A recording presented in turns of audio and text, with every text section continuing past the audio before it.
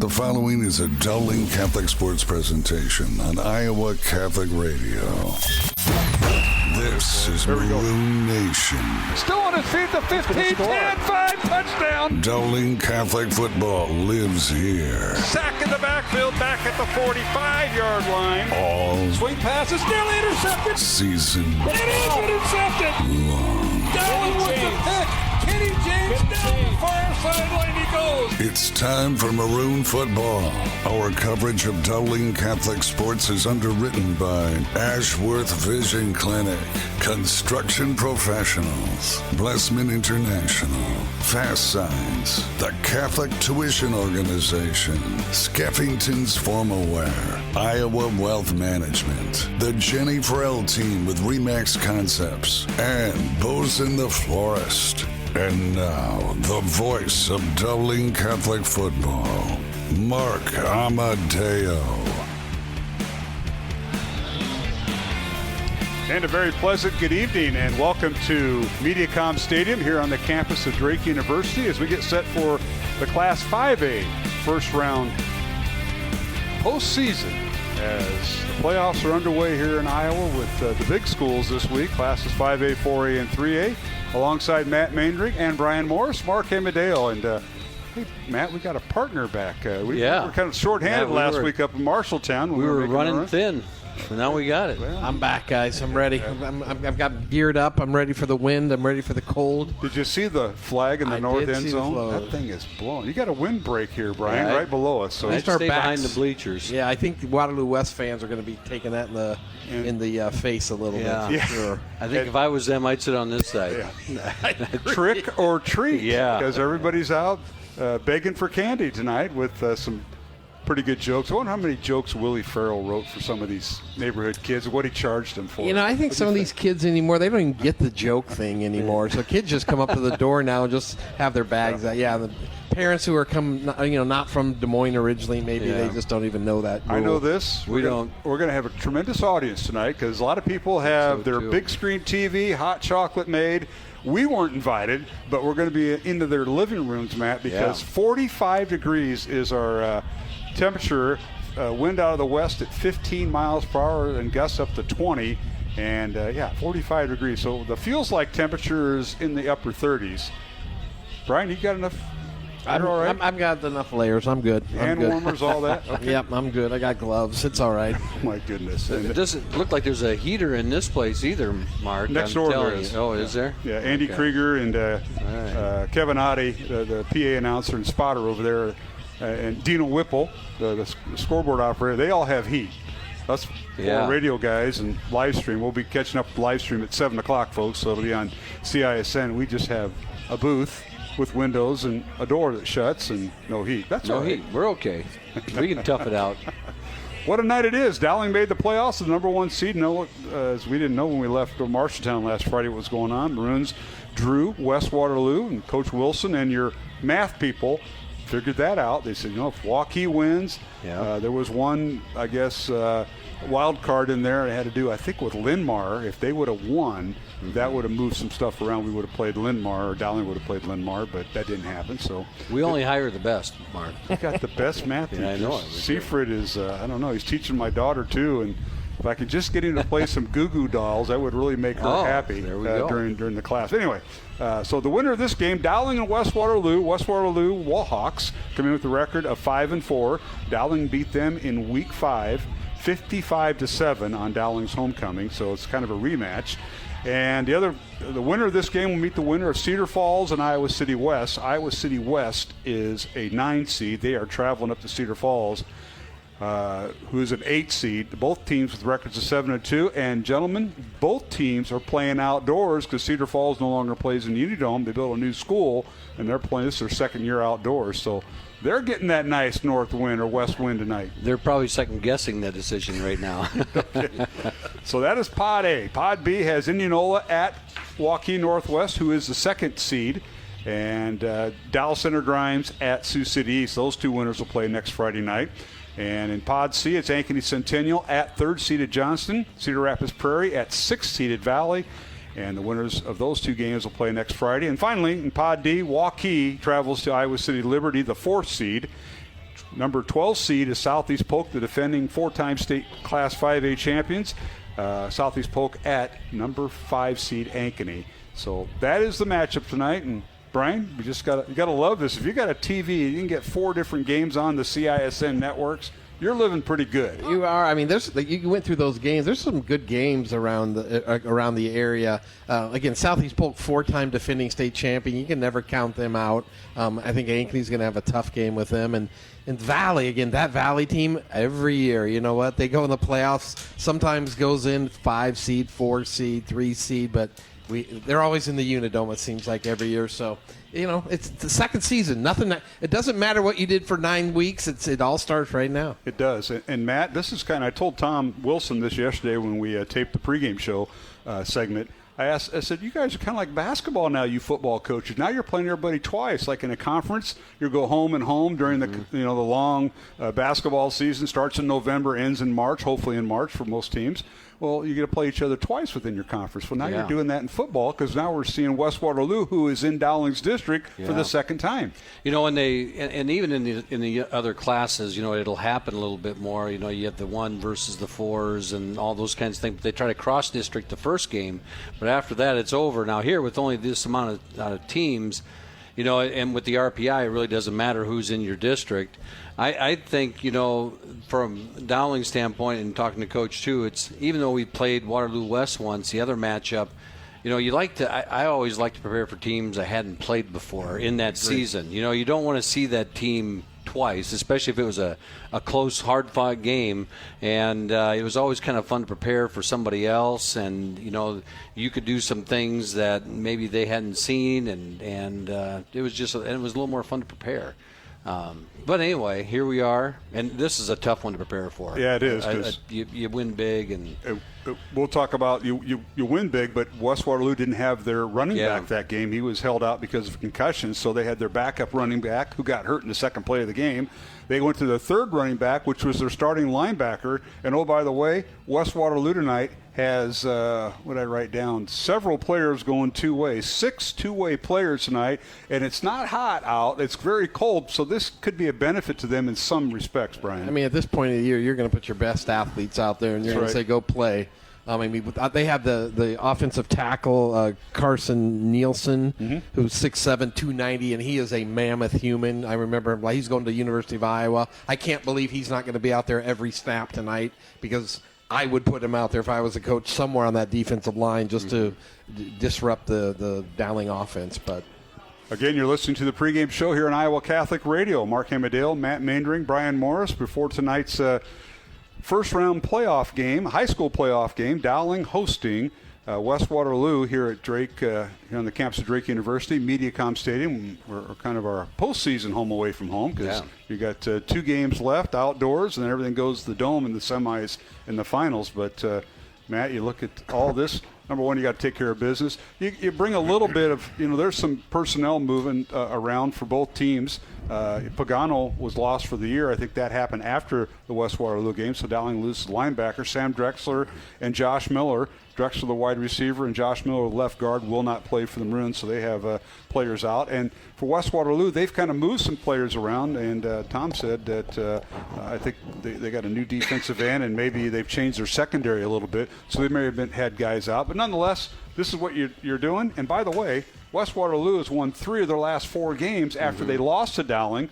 The loss they had was last Friday night when they lost to when they came down to the Des Moines area and lost at Waukee 49-21. But they ran off 3 in a row after their loss to the Maroons. Yeah, and you don't get to this point in the season and be eligible in the playoffs without being a good football team. And it's just the different levels in this division. It's quite a jump for some of these schools, but it is going to be interesting to see them because in a cold weather game, the ground game is so important, and that's why having the senior running back Felix Annan, he's rushed 108 times for 1,206 yards, 9 TDs. He's how they run their offense, and when he wasn't in there, that created a challenge for him, especially when you didn't have a whole lot of time to plan for it. So, I expect to see a little bit different in the Waterloo West team. And that kid, when you lose one of your best players, that makes it a challenge. It certainly does. Well, gentlemen, let's kind of compare notes here. We got the Dowling offense against the West Waterloo defense. The Maroons put up 55 points last time, got everybody in the ball game. And talk about that matchup, Brian, on a cold night. As Matt said, the running game will be prevalent, and Dowling has that all entailed with Ian Middleton and a pretty good offensive line to run it. They did. Again, the first game we ran for almost 150 yards, but we threw for 380 yards. So we threw a lot that first game. It was a beautiful night. So that's going to change tonight because this wind out of the northwest is gusting at 20 miles an hour. It'll be kind of a crosswind for Joey Nahas as he throws the ball. But I would have looked for the Maroons again, as they always do, try and get Ian Middleton, get him some tough yardage, try to establish that. And then maybe with Sam Drexler out tonight, they're probably going to throw a little bit more to Jeffrey Roberts. But again, you got Jimmy Nahas as the wide receiver who will be able to maybe get a few more throws his way tonight. And then Hoffbauer, that's who I talked to a couple weeks ago. Mm-hmm. Again, it'll be interesting. And the thing I told you guys before we came on the air is the thing I remember about Game 1 is how hard Dowling hit this team. And this team, I think, had been practicing and maybe playing against teams. But when they got hit by Dowling, they were getting up really slow. That's what I remember from Game 1. So I'm going to be looking for that same passion on both sides of the ball tonight. All right, and then Matt, the Dowling defense going up against this offense that we're going to see at full strength for West Waterloo. They have Annan back in the backfield along with their quarterback McGovern, who's a veteran, and both of them are seniors. But they have 6 two-way players. So if you're going to – and you're a guy that's coached guys that are on the punts team, special teams, and they're two-way players on offense and defense. They're going to take time off, probably. Where are they going to take off, on the offensive side or defensive side? Well, this is where specials come in to be a big deal because you give them the rest on special teams. And so that's where Dowling has a definite advantage. So don't be surprised if you see something pop there on a special teams play tonight. Now, when you're going both ways like this, you take Brett McGovern, and to your point, most of their offense is seniors. They only got 2 juniors that are playing in the interior of that line, and the rest are seniors. So this is a team that's got a lot of ball experience. McGovern's a 6'4" kid. He's thrown the ball 157 times with 112 completions, over 1,400 yards of offense, 15 touchdowns, and he likes to go to Detson McMurrin. Number 4, he got 44 catches for 604 yards and 7 touchdowns. So he's the guy they look for, and I believe Torian Doss is their second receiver, 21 catches for 402 yards. He caught the 1 touchdown against us as we were reviewing the stats. I think, in this, it all starts up front, and they have to be able to handle Ryan Bobo, Brady Hagan, Miles Elcock, and Anthony Bonanno. And that's been a challenge for anybody this year. And then you add in Edgar Perez, who got healthy, and he was part of that group too before he got injured in the scrimmage against Waukee Northwest. So Dowling has added depth at one spot, and that's what you're talking about, the defensive line. And so they're able to rotate those guys through and just wear that offensive line down, and that's where going both ways is really going to be impacted. And and Schumacher and Miller and Blount and Sanko, that group back there behind him in linebacker, they'll come up and hit you. And in the cold, it hurts. I mean, you can say what you want about playing in cold weather. It's not really that much fun. No, exactly right. And you have to keep playing. It's when the only advantage the two-way player has really is that they stay warm. Because when you're standing off on the sideline and that wind gets in you a little bit and you start to cramp up, that's not much fun. But that's where length of possessions make a difference as well. If you can keep one team on the sideline, that'll help. But I think this defense has played so well. I would be surprised to see Dowling give up 10 points in this game before half.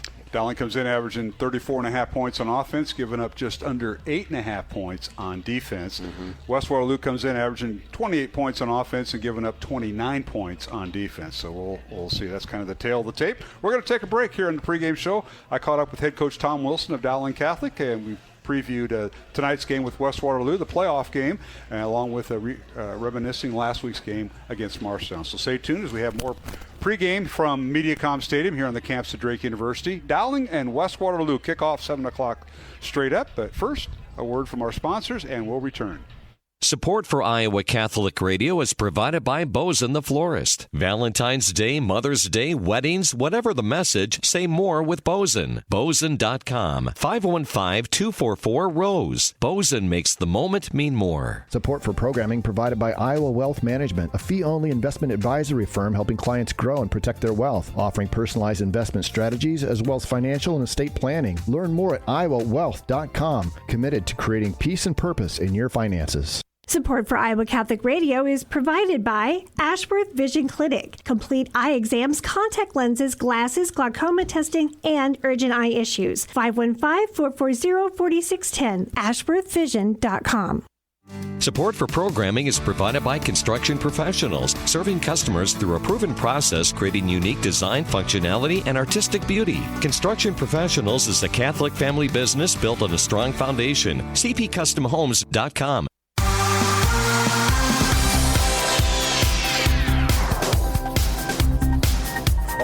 Here at halftime with head coach and boys cross country.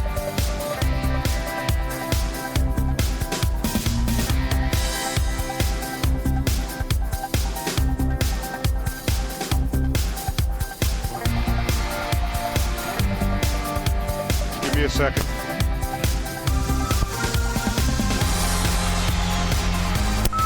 Radio as Dowling takes on West Waterloo for the second time. And we're visiting now with head coach Tom Wilson of Dowling Catholic. Before tonight's game, Dowling and West Waterloo, first round of the high school Class 5A playoffs. Coach, welcome. And I know we didn't get a chance to talk to you at halftime or post-game. I'll make up for that here in a moment, but welcome and thank you. All right, thank you, Mark. Coach, last week was wrap up the regular season. Congratulations on the win, 42-0 over Marshalltown, in a game in which you led 35-0 at halftime. You had the running clock going in there in the final minute. But, Coach, kind of a business-like, you go up there, you take care of business. A lot of kids got in, and hopefully everybody came out without being too nicked up to get ready for the playoffs. Yeah, it was good to get a lot of people in the ball game. I thought our kids handled things fairly well. You know, beginning of the ball game, you worry about their option and stuff like that, and they drove down the field, and unfortunately we made a play. But kids took care of things, and you know, we're certainly looking forward to the postseason and moving on. Well, you preserved your third shutout this year, and you might want to thank. We could thank Jackson Miller. He led the team in tackles. He had a block punt for a touchdown, and he had that fumble recovery on the 1 yard line after the Marshalltown quarterback Niehaus took it all the way down to the 1 and fumbled it. So, what a night by Jackson Miller, and defense leading the way with the shutout. Jackson's a good player, and, you know, very valuable to us. You know, obviously losing Leo Pagano against Kennedy, we moved Jackson from the secondary down to linebacker. He used to be a linebacker in his younger days, and then we moved him back because we're just trying to get our best 11 on the field. And so when Leo went down, we felt that our best 11 was going to have inserting him down there and then bringing Schumacher in. And so very happy with Jackson. I will say on that fumble that he recovered, Jordan Watson punched that thing out, and he has a knack for doing that. Yeah, we've heard Jordan and Carlos Blunt taking credit for a lot of those caused fumbles. Not recoveries, but caused fumbles, but that's another story. He got 4 rushing touchdowns, 2 by Ian Middleton, who didn't play in the second half. We were able to rest him, Henry Smith and Grayson Pennington, but that all starts up front. We know the offensive line. We don't talk much about them, but that we should. They've gelled very well. Those 2 coaches you have with Pollock and Shelton do a pretty good job, and I hate to admit that on the radio, but they do, and those kids have really gelled on your offensive line. They have come a long ways, and really proud of those kids, and been without Josh Miller for a couple of weeks, and we insert Owen Marr the first week in at center, and we moved Cade Krause to guard, and now it's Cade back to center and Owen Marr at guard, and the big thing for doing that is just really the anticipation and the ease of bringing Josh Miller back, hopefully in the very near future. And, Coach, the message after following the Marshalltown game, it was a game where you were expected to win. You just had to go out and do it, and the kids, kept their attention. But you also got a lot of kids in. I know you like doing that because you also want to prepare, get these kids ready for a backup role. You never know what's going to happen in the next 4 games, which is the playoffs if you're playing in the championship game. and preparing for next year. But you got some kids in, and we call a lot of numbers. We were on the roster that last 2 quarters. Yeah, I thought kids came in and did a good job, and were making plays, and as you mentioned earlier, preserve the shutout. Now, is that the main goal? Not necessarily, but the goal is for them to come in and play well, and I thought we were able to do that. I'm going to mention some names on defense. One, it was good to see Edgar Perez in. Junior, it's hard to believe that he hasn't played most of the year, but he did. First game since his injury. And then Gavin Gardner-Smith started at free safety because Coppola was out with an injury. And here you have this sophomore playing and did a pretty good job, second in the team in tackles. And, I don't know how they all graded out, but as I move to you, it's like, okay, who graded out on film, who got to play? But those are 2 that we mentioned, and good to see Edgar in there in the rotation.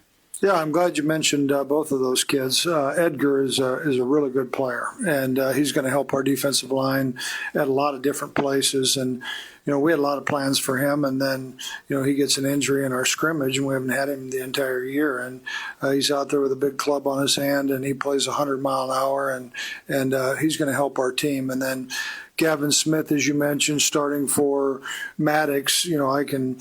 Plain as day can remember his first tackle attempt in the ball game, and he come up there 100 mile an hour like he likes to play, and there goes the quarterback running by him. But then after that, as he got in the flow of the ball game, you could just see him grow. And he's a talented kid. We've just tried to find what's the best home for him, position-wise and things like that. But he's got a good future. He's a tough kid, plays hard, a really, really high-character young man. All right, and as far as anyone else that graded out, you got a lot of kids in, and Bo Williams, a freshman, catching another touchdown pass from LaCava. That might be something for years to come that we may see as Dowling fans. Yeah, I mentioned Bo. He's going to be a good player.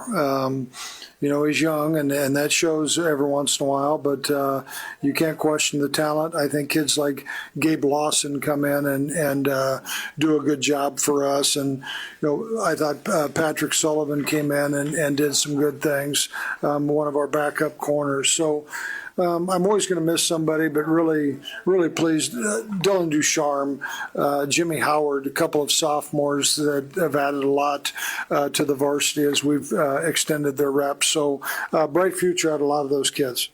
Visiting with head coach Tom Wilson before tonight's high school playoff game, Dowling taking on West Waterloo here at MediaCom Stadium on the campus of Drake University. This is Mark Amadale. We'll come back and preview tonight's opponent, the West Waterloo Warhawks, after these messages on Iowa Catholic Radio. Support for Iowa Catholic Radio is provided by CTO. Your support has helped thousands of students attend our Catholic schools. CTOIowa.org. At CTO, the bottom line, it's for the kids and their future. Fast Signs is a custom sign and visual solutions company with an extensive selection of digital signage, interior and exterior signs, banners, and vehicle wraps. Learn more at fastsigns.com. Thank you, Fast Signs in Clive, for your support of Iowa Catholic Radio. Life's buzzing with energy, and every moment is powered by our health. At Mercy One, their caring doctors focus on just that, so you're ready for what life brings next. Find care at mercy1.org/healthpowerslife. Programming supported in part by Skeffington's Formalware, in business since 1951 with locations in Des Moines, West Des Moines, Coralville, and Ankeny. Skeffington's Formalware, online at skeffingtons.com. Thank you, Skeffington's Formalware, for your support of Iowa Catholic Radio.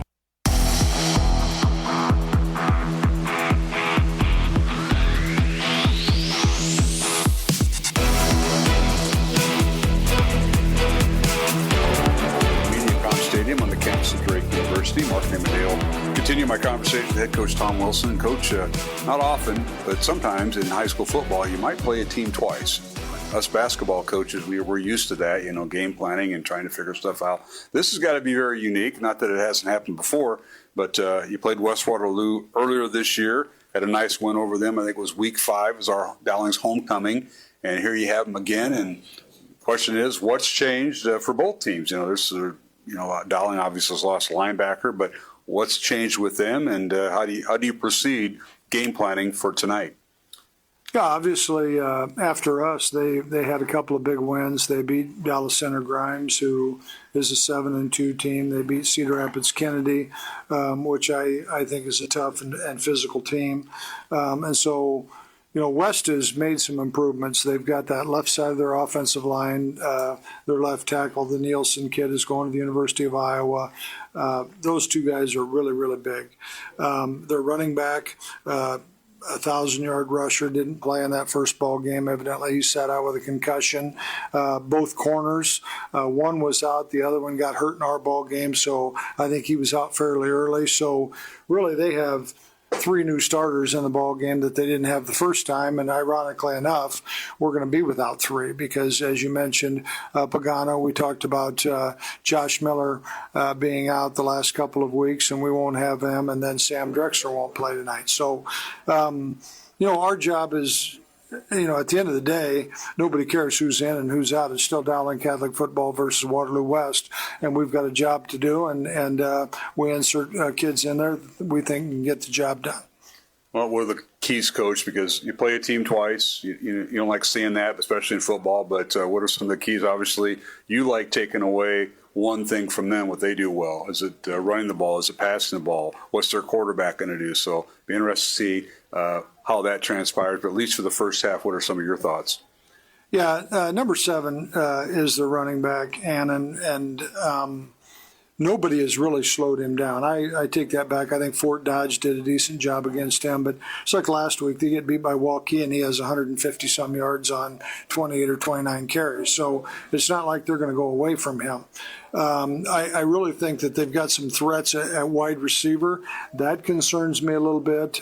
Some overall speed that concerns me, but our schedule has helped us a ton in this regard, and I think it should help us, when we face some of this speed. But I think they're a good football team. I think they're very simple in their approach, offensively and defensively. We just got to do a great job against that back, and then take our chances with the passer. Coach, you look at the 16-team field in Class 5A, and you can break that down however way you want it. But a lot of this is going to happen. What's going to happen in the future is teams that are healthy. Some teams are not very healthy or don't have much depth, and you got to move people around. And some have a little bit of depth and experience. And it's going to be interesting to see how this field is, because it's very balanced, especially you look at the top 5 or 6 teams, and then you throw in defending champ like Southeast Polk, who's way down there. Anything can happen. We saw that last year. For sure, and that's probably my biggest concern. I mean, a kid can get injured against anybody. He can get injured in practice when things are more controlled than what they are in a ball game. But, I think our schedule was rated the second toughest in Class 5A this year. And when you go through battles like that, it's tough to go through unscathed. And clearly, we talked about Leo, and we've been without Josh Miller. There's others. Drexler getting dinged up last week. So that's why you have to coach everybody, and we have to try to get kids into games, and so they can gain some experience, because situations like this are going to arise, and we expect them to perform. Coach Wilson, thanks for joining us here on the pregame show. Best of luck round 1 of the playoffs. We hope to talk to you at halftime and during the postgame. Appreciate it. All right, thank you. Head coach Tom Wilson visiting with me here on the pregame show. It's Dowling and West Waterloo kickoff coming up along the Iowa Catholic Radio Network, and we'll be joined by CISN at the top of the hour. It's Dowling and West Waterloo, the first round of the Class 5A football playoffs here on the Iowa Catholic Radio Network. From Pella to Paulina and everywhere at iowacatholicradio.com or the Iowa Catholic Radio app. Listener-supported Iowa Catholic Radio, connecting people to Christ. The radio home for your Dowling Catholic Maroons. 105.5 KIHS, Perry, Des Moines. iowacatholicradio.com and the Iowa Catholic Radio mobile app. Encounter Jesus. KIHS, Perry, KDVM, Mason City, KCSL, Spencer. Hi, this is Dr. Dan Ryan, president of Dowling Catholic High School. Welcome to another season of exciting Dowling High School football. We are proud to be partners with Iowa Catholic Radio, not only broadcasting football, but also being partners in preparing Christ-centered leaders for life. Go Maroons. Hello, my name is Father Reed Flood. Let us pray together for the coaches, players, and trainers for this athletic competition this evening. In the name of the Father, and of the Son, and of the Holy Spirit. Amen. Heavenly Father, we thank you for all your gifts. We ask that you bless all those involved in this athletic competition this evening. We ask that you keep them safe, and that they show good sportsmanship. We ask this through Christ our Lord. Amen. Saint Sebastian, pray for us. In the name of the Father, and of the Son, and of the Holy Spirit. Amen.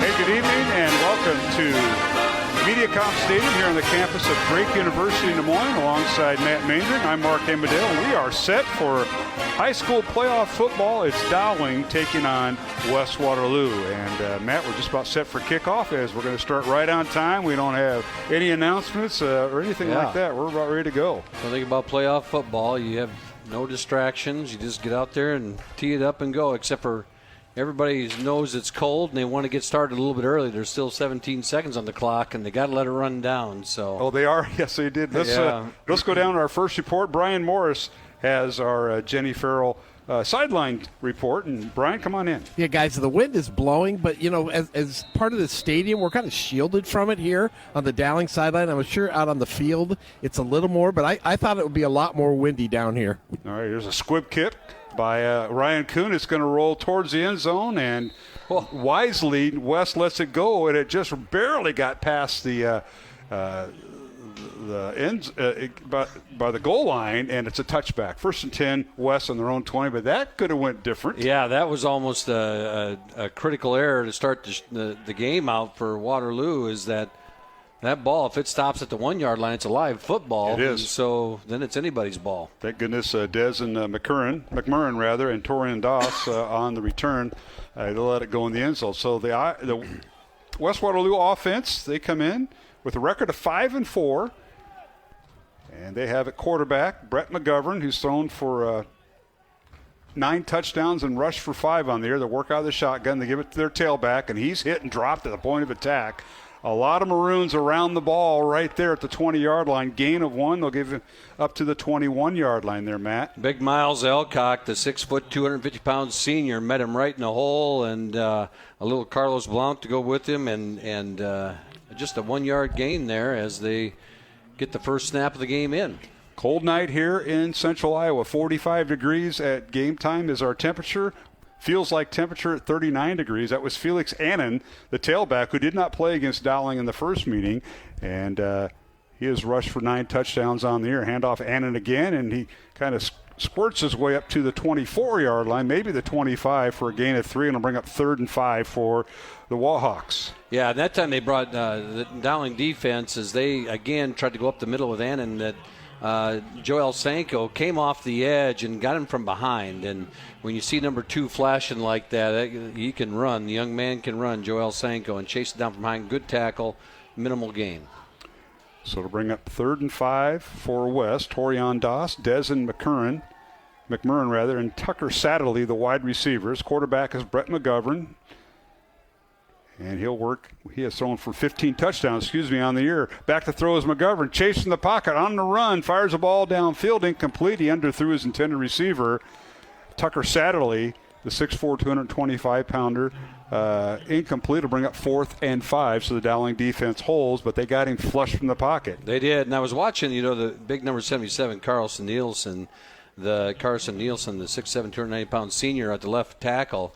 And Bonanno hit him once and then just kept riding outside until he finally got over top the edge and was able to chase down. I was going to say, what's the matchup? Is it Bonanno and him right now? On that snap, it was Bonanno. All right. Dean Rizvik will punt, averaging 29.5 punts, and he'll punt with a crosswind. That wind going from our sideline to across the field. And it's a good snap, high, short kick, and Dowling will let it bounce. And again, Sam Drexler out tonight, so the Maroons have a different punt returner. That's Kyle Schumacher, who will let it bounce, and Dowling will have the ball 1st and 10 from their own 41-yard line to start their first possession of the contest with 10:24 to go here in the First quarter, no score. And let's go down to our Jenny Farrell Team Remax Concepts sideline report with Brian Morris on the Dowling sideline. Brian? Yeah, Dowling's defense guys came out with a lot of energy for sure. Carlos Blount was out there just prepping up his players, and Dowling did a great job there. See if they can score here on this first drive, guys. All right, Joey Nahas, that's the Dowling offense from their own 41. A little quick pass, and the pass is caught spinning out of a tackle. A nice job that time by Preston Hoffbauer, and he's got the first down as he goes into Waterloo territory at the 35-yard line of West. And you're going to see that the defender for Waterloo tried to come up, and it was either he was a little late, and so he didn't quite get the he was going to knock it down, whatever, and allowed Hoffbauer to slip by, and there was nobody back there. And all of a sudden, you have a big gain. Preston Hoffbauer, 9 catches on the year with 1 touchdown. Handoff Middleton, and he goes over to left guard and tackle. And he stood up and dropped. Nice job by the West defense, and he'll be stopped right at the 33-yard line for a pickup of 2. Perry Holmes, the 5'11", 220-pound sophomore. That young man's a sophomore. He met Ian in the hole, and they kind of there was a stalemate right there. And that doesn't happen very often. And still a nice pickup on first down. It'll be second down and about 9, they'll call it. And now here's Nahas, handoff Middleton again, and this time he's hit at the point of attack and stopped right in his tracks at the line of scrimmage for no gain. Good job by the West defense as they converge. Malachi Hickey, Braden Riggle, Aiden Knight, and Tucker Satterley. Of course, West has 6 two-way players. You may have heard some of those names on offense, but they did a nice job there, Matt. They did, and it's a senior-laden group, and it's a pretty – they're all 200, 240, 225, 230. That's a big group, and they were able to get a stalemate there. All right, Nahas back to throw on 3rd and 8, and he fires in the end zone for Hoffbauer, and it's incomplete. Just overthrew him on the outside shoulder, and that'll stop the clock with 8:58 to go first quarter. No score, and brings up 4th down for Dowling. 4th and 8 from the West 33-yard line. And you're out here in no man's land, so Coach, it looks like Coach Wilson's going to go for it here. You're in no man's land. You're not going to gain much with a punt that runs in the end zone, so you just will roll the dice early. Will send 2 receivers on each side of the formation, no tight end, and now procedure call. I believe they're going to get West for being offside. And if it is, it'll bring up 4th and 3. Offside West Waterloo, says our officiating crew tonight, led by our official Brandon Foudy out of Pella, Dirk Riles, Elias Randall, David Forsyth, and Calvin Norris are our officiating crew in this 5A first-round game. They're going to reset the play clock, and it'll bring up 4th and 3 now for the Maroons. So it opens up your playbook a little bit more. Now you think Ian Middleton for 3 yards, although it's been a little stingy up front there. But it gives you more options as a coach. Maroons will go with a bunch formation if you're watching on CISN. At the bottom of the screen, handoff Middleton, right side, bounces outside, it's got the first down, crashes inside the 20 down to the 19-yard line, and a pickup of 9 yards and a Dowling first down. You could see that coming. When they went in trips on that side of the field to the wide side, it left a big gap because the defenders came out to cover the trips. Everybody was packed inside and left an alley there for Ian to go. Hand off again. Yeah, that was messy. And now penalty flags down, and everything's going haywire with 1st and 10 Dowling from the 19-yard line, and we're going to have procedure against the Maroons. So that'll back them up 5 yards. Yeah, just a little bit quick there, and I don't know if the ball didn't get snapped right away, but there was a lot of movement before there was a ball anywhere. So it's 1st and 15 for the Maroons, back at their own 24-yard line. 3 receivers left.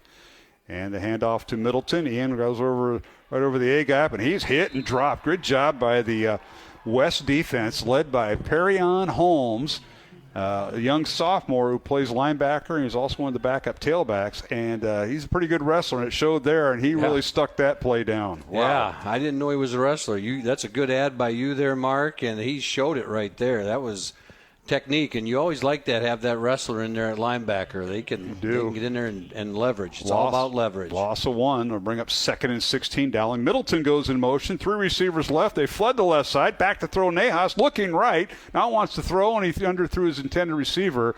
Coming across the middle, incomplete to his twin brother, Jimmy Nahas. And it'll bring up 3rd and 16 Dowling from the 25-yard line of West here in the early going. Just under 8 minutes to play, first quarter.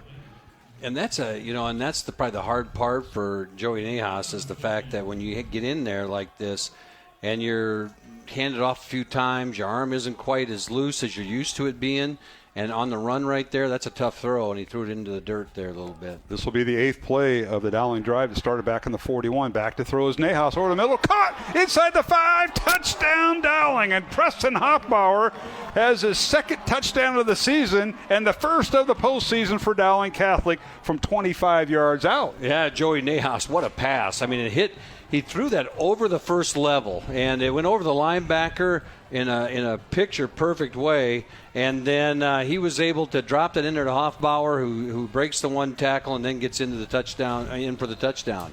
Nice play by the Maroons. Certainly was, and now the extra point by Dowling as Owen McConville in to hold, Jack McLaughlin, the long snapper, and Ryan Kuhn to attempt the extra point. And it's up and good. Dowling 7 and West Waterloo nothing. With 7 minutes, 50 seconds remaining here in the first quarter, you're listening to Class 5A football playoffs on Iowa Catholic Radio and CISN. Faith Check with Greg Ewell on the Iowa Catholic Radio Network. On this Faith Check, let's take a look at God's plan for marriage. The Pharisees asked Jesus if he thought it was lawful for a man to divorce his wife, and Jesus responded by pointing them back to God's original plan. From the beginning, God made them male and female, Jesus explained. For this reason, a man shall leave his father and mother, and the two shall become one flesh. So they are no longer two, but one flesh. Therefore, what God has joined together, no one must separate. Jesus said Moses had allowed divorce because the Israelites' hearts had grown hardened. But Jesus came to restore what had been lost in the fall, to make us new creations with new hearts who live by the power of the Holy Spirit. Therefore, Catholic marriages should not look like secular marriages. They are sacramental, which means that our marriages are to be the instruments that God uses to help us grow in holiness. Those who truly put Christ and the sacraments at the center of their marriage will find that in spite of marriage's challenges, their love for one another will grow and help lead them to closer union with God. This is Greg Ewell for Faith Check.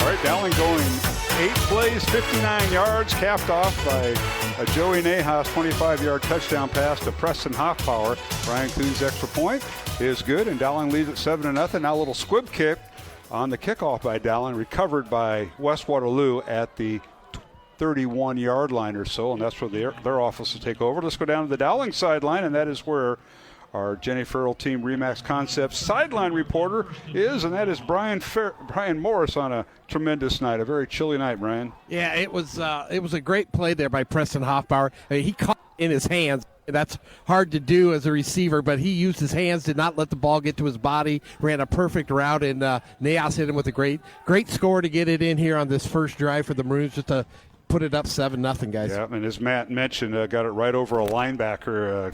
Great touch on the ball by Joey Nahas for the score from 25 yards out. And now from the 32-yard line, here's a little quick pass over the outside or far sideline. It's caught, and a nice reception over there by the receiver for West, and that is Torian Das with the reception. Yeah, Torian Das. We had the battle of the number zeros there. You had Jordan Watson in coverage, and he was able to knock him out of bounds, but the play action held everybody, and he was able to hit Torian there for a decent gain on first down. We'll call it 6. It'll bring up 2nd and 4. Quarterback is Brett McGovern. He works out of the shotgun, wearing number 5, a senior.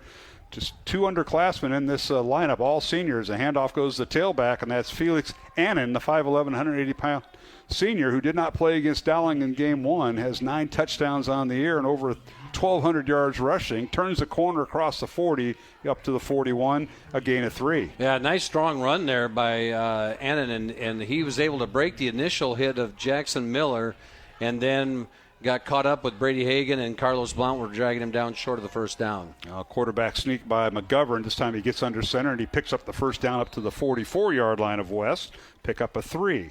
Yeah, and they just got up there quick and, tap the center, and away you go, and they got the initial push that they needed there to get the first down. So a little bit of life here by Waterloo West as they try to pick up some energy and move the ball forward. Offensive line, left tackle is Carson Nielsen, who we talked about, headed to the University of Iowa, 6'7", 290, big number 77. Kim St. Jean, the left guard, number 74, at 340 pounds and a senior. Riley Orr is a center at 6'2", 280-pound junior. And on the right side, Colby Jacobs, 260-pound right guard, and Kane Vaughn, 335-pound right tackle, and Isaiah Corwin, number 34, at tight end. And now the handoff on a high snap given to the tailback, and Annan with it, and he may have gotten a couple yards up to the 48 before he's brought down there. They're going to spot it down at the 48, gain of 4. Gain of 4 as he plowed into the line right there, and they got a little crease on that right side of the line for him to pop through. Kane Vaughn, Colby Jacobs created a little alley, and then it was Carlos Blount and I believe Ryan Bobo at the bottom of that pile. 7-0 Dowling over West Waterloo as we approach the 6-minute mark here in the first quarter. As we simulcast tonight with CISN, our thanks to Pete Tarpey. He's a one-man show down there, camera and director, so we love it. And the handoff goes to Annan. He's driven back, hit in the backfield and dropped. And I'll tell you what, somebody shot the gap there, Matt, and that somebody was Brady Hagan, the other wrestler in this group. West had one on defense. Well, Hagan's on the defensive line, too, for Dowling. Hagan went untouched, and he almost got the handoff. I don't know if he'd have known what to do with the ball if he'd have got the handoff. But in that case right there, he had Annan right in his tracks. I'm going to apologize to the Hagan family. And well, all those boys were great wrestlers and great linemen. That was the principal that said that, folks, not the play-by-play guy. Back to throw. McGovern launched it downfield at the 20-yard line, incomplete, as he tried to hit his intended receiver, Torian Doss. And it was a well-thrown ball, but well defended by the Maroons. Well defended by the Maroons. And I got to go back to Brady Hagan because the Hagan tradition is on game day, you're wearing pants that stand out. And you could see Brady coming from one end of the building to the other today. He looked good. He can pull it off, though. He'd be one of the few that could. Yeah. So that brings up 4th and 8 for West, and Adine Rizvek will come into punt, averaging 29.5 punts on the season. The long snapper is Jonathan Burton. It's over his head, and now Rizvek gets it, and now he's going to get the punt away. Line drive punt, and it's going to bounce and take a West bounce to the 40-yard line of Dowling. So they dodge a bullet there.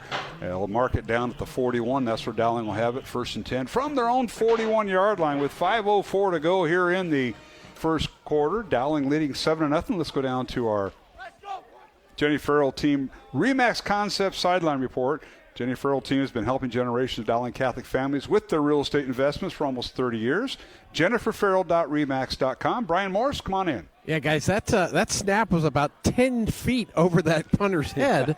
I mean, it wasn't even close, but the punter did a great job to have the wherewithal to get that ball and get the punt off, guys. He did. I mean, it was like a 13-yard punt, but as you mentioned, he had to dig it out, and now here's a handoff, and this is gone. Middleton, and he may go up the middle. He goes inside the 30, and they drag him down inside the 25-yard line.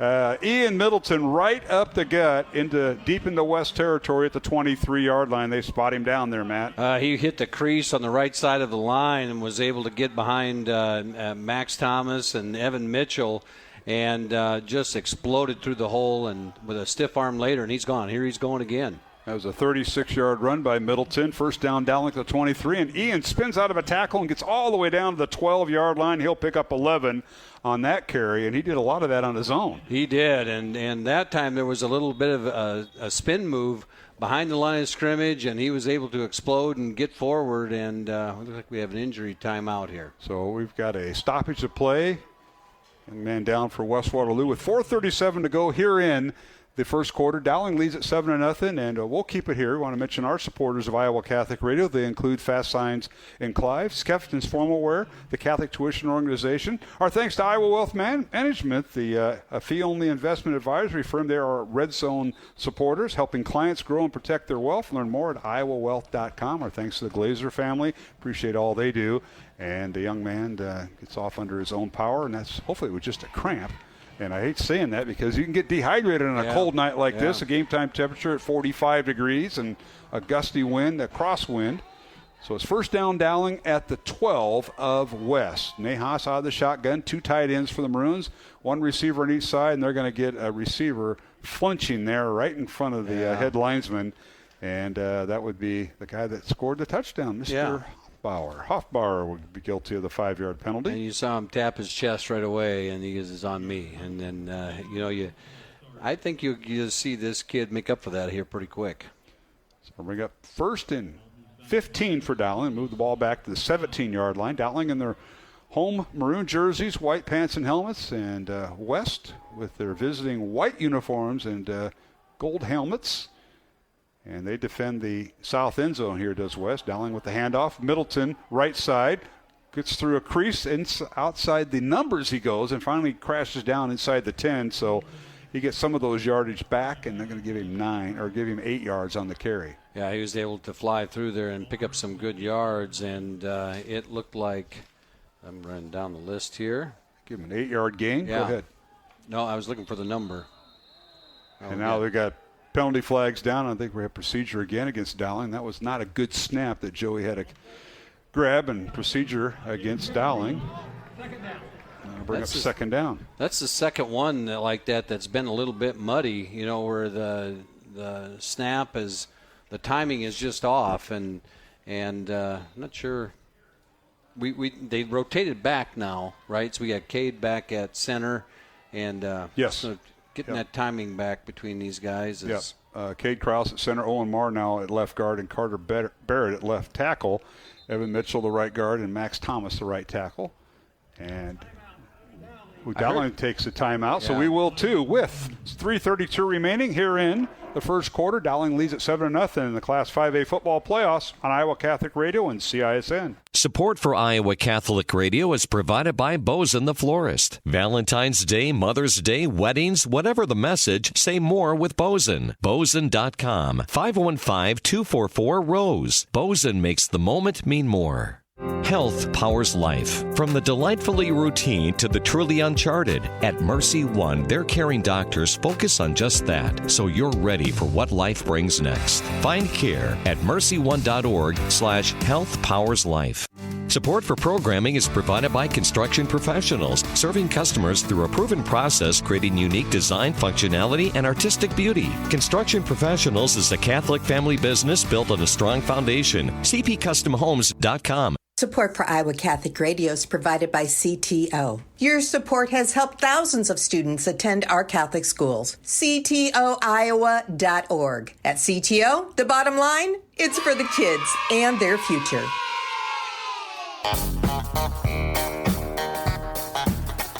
All right, back to throw is Nahas out of the timeout. He fires underneath, and it is caught by his twin brother, Jimmy Nahas.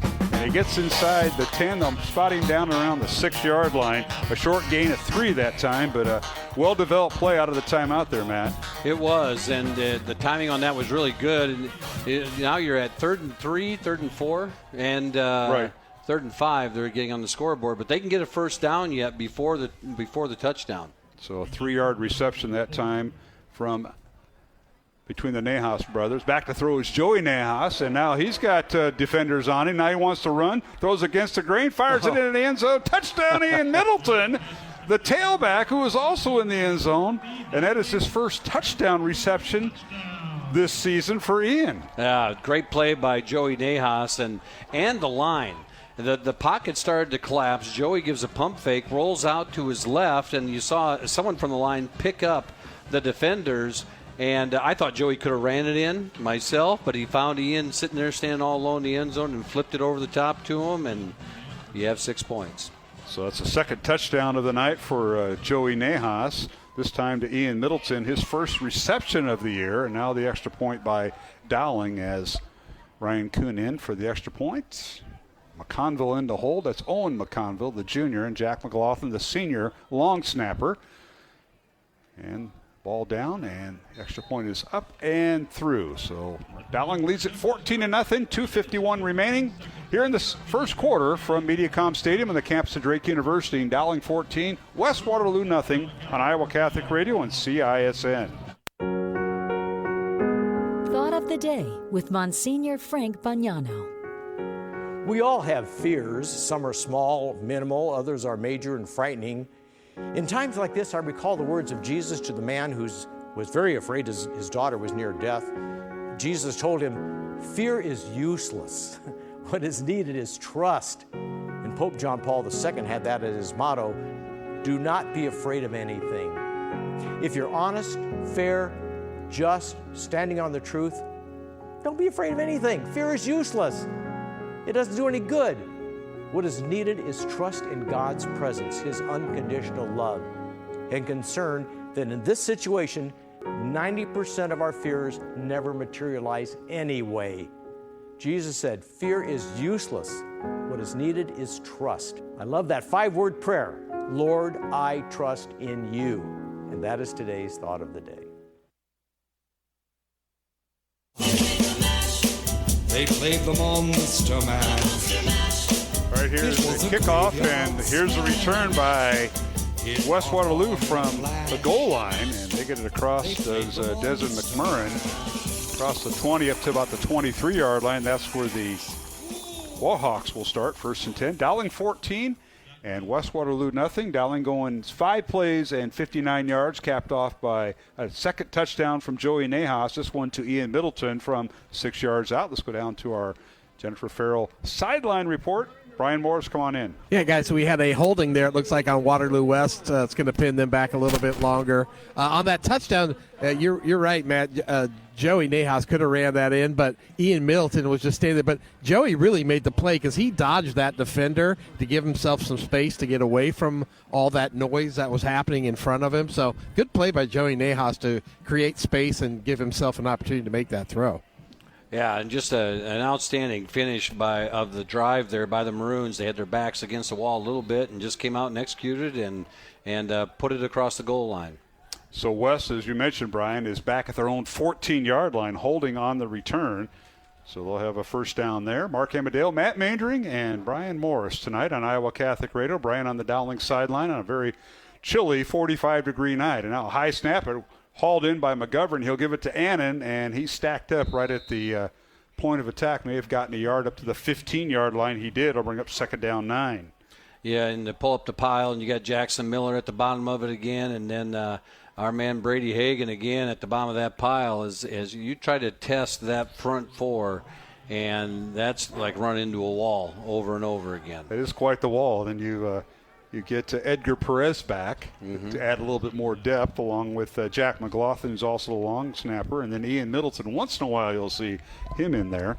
All right, second down 9, and the quarterback McGovern will give it to Annan, and he goes over to left guard, and he gets up to the about 18-yard line. They'll give him a gain of 3, and they'll bring up third down and long, third and about 6. Yeah, and that time it was Blount and Jackson Miller coming from their linebacker positions off that left edge as they tried to run behind the big recruit Carson Nielsen, and they got a little push, but it's still third and long. Third down and 7 officially. The line of scrimmage, they'll call it the 17-yard line of West Waterloo. Dowling 14, West Waterloo nothing. Minute 30 remaining, first quarter. West now changes the play at the line of scrimmage. McGovern will work out of the shotgun. And here's the snap. Rolls to his left and wants to run, and he's going to be stepping out of bounds right about the 22-yard line. He'll be shy of the first down by about 3 yards. Will bring up 4th and 3. Yeah, he didn't quite. I think he got a little bit lost on the field there because I think he thought he was closer to that first down marker, and he's going to be 2 yards short. And Waterloo's trying to make a decision right now. Yeah, this will be a tough one. Now, McGovern's only rushed the ball 40 times this year, but he's got negative 25 yards. That's his stats. So and I think he saw some three red maroon shirts coming right after him, so he did have to step out of bounds early. Now the punting unit's in. Yep. So a 5-yard gain for McGovern will bring up 4th down, and 2 for West from their own 22-yard line. And the punter is in. Adine Rizvek, number 18, will stand back at his 7-yard line. Long snapper is Jonathan Burton. Good snap. And Rizvek gets it away. High, short kick. It'll bounce or fielded at the 50-yard line by Dowling. And the Maroons will take over from there. 1st and 10. Kyle Schumacher getting the responsibilities as Sam Drexler is out tonight with an injury. So it'll be 1st and 10 Dowling from around midfield with 1:10 remaining here in the first quarter. Dowling leading 14-0. Let's go back down to the field to our Jenny Farrell team Remax sideline report with Brian Morris. Brian? Yeah, there was a lot of laughter down here because I think a lot of the coaching staff wanted him not to fair catch that because he had some room to run, and they said you're usually not safe, but you were safe, and that's probably a good decision on that play. With one thing Dowling has tonight, it's inexperience at punt returns, and we haven't seen anybody run it other than There goes up Ian the middle Middleton. is Middleton from the 49-yard line. He's going to score on one play. 49 yards, Ian Middleton with his second touchdown of the night, the first rushing touchdown for Ian, and the Maroons up 20-0. And man, he looked like he was shot out of a cannon there, Matt. He wasn't touched, and that offensive line again on that right side, they were able to create a crease, and he flew through it at top speed, and this time he wasn't getting caught. I think he was going to make sure he didn't get anyone on him. And he flew right through the Iowa Wealth Management red zone. Iowa Wealth Management, a field-only investment advisory firm, helping clients grow and protect their wealth. Learn more at iowawealth.com, or thanks to the Glazer family. Now the Maroons are going to get a little creative. They're going to go for two as they do it's not a swinging gate, but it's something like it. And at quarterback is, and now we got a timeout called, as Ian Middleton was ready to take the snap. Yeah. He was ready, too. I think, he wants the ball. We will keep it here. Yeah. Let's get in our Jenny Farrell sideline report, Brian Morris. But what a move by Middleton. He broke through that initial defensive line, Brian, and he just scampered through. No linebacker or safety help. Well, you had said, man, Middleton up the middle, and he was right up the middle of the field, and he wasn't even touched. But, again, Dowling's doing what Dowling needed to do tonight, guys, right? They need to come out, kind of establish the run game, and they've done that. And it looks like the Maroons are just giving teams a little bit of a little eye candy to think about in the playoffs. Yeah, and Dowling's had the ball 3 times on offense and have scored 3 touchdowns. So Hoffbauer with a touchdown reception from Nahas, Middleton a touchdown reception from Nahas, and then Middleton up the middle right over the A-gap for 49 yards. No one touches him, and he flies through there, and just a dominant play by that offensive line and not being able to tackle an Ian Middleton. Well, it looks like Dowling settled, and I say settled on the extra point. They're going to put the extra point team in. Ethan LaCava will hold, and Kuhn in for the extra point, and it's through. So it's Dowling 21 and West Waterloo nothing. First round of the Class 5A high school football playoffs. Mark Amadale, Matt Mandring, and Brian Morris. Pete Tarpey running the live stream for the CISN group, and we'll return with 1 minute left in the first quarter on Iowa Catholic Radio and CISN. This is Dale Ahlquist with a Chesterton Minute. Have you ever heard someone say, "You've got to believe in yourself"? G.K. Chesterton says, the people who believe in themselves are all in lunatic asylums. You have to believe in something outside yourself. You have to believe that there is a greater reality than the one inside your head. If the only thing you believe in is yourself, your world will become very small, about the size of a padded cell.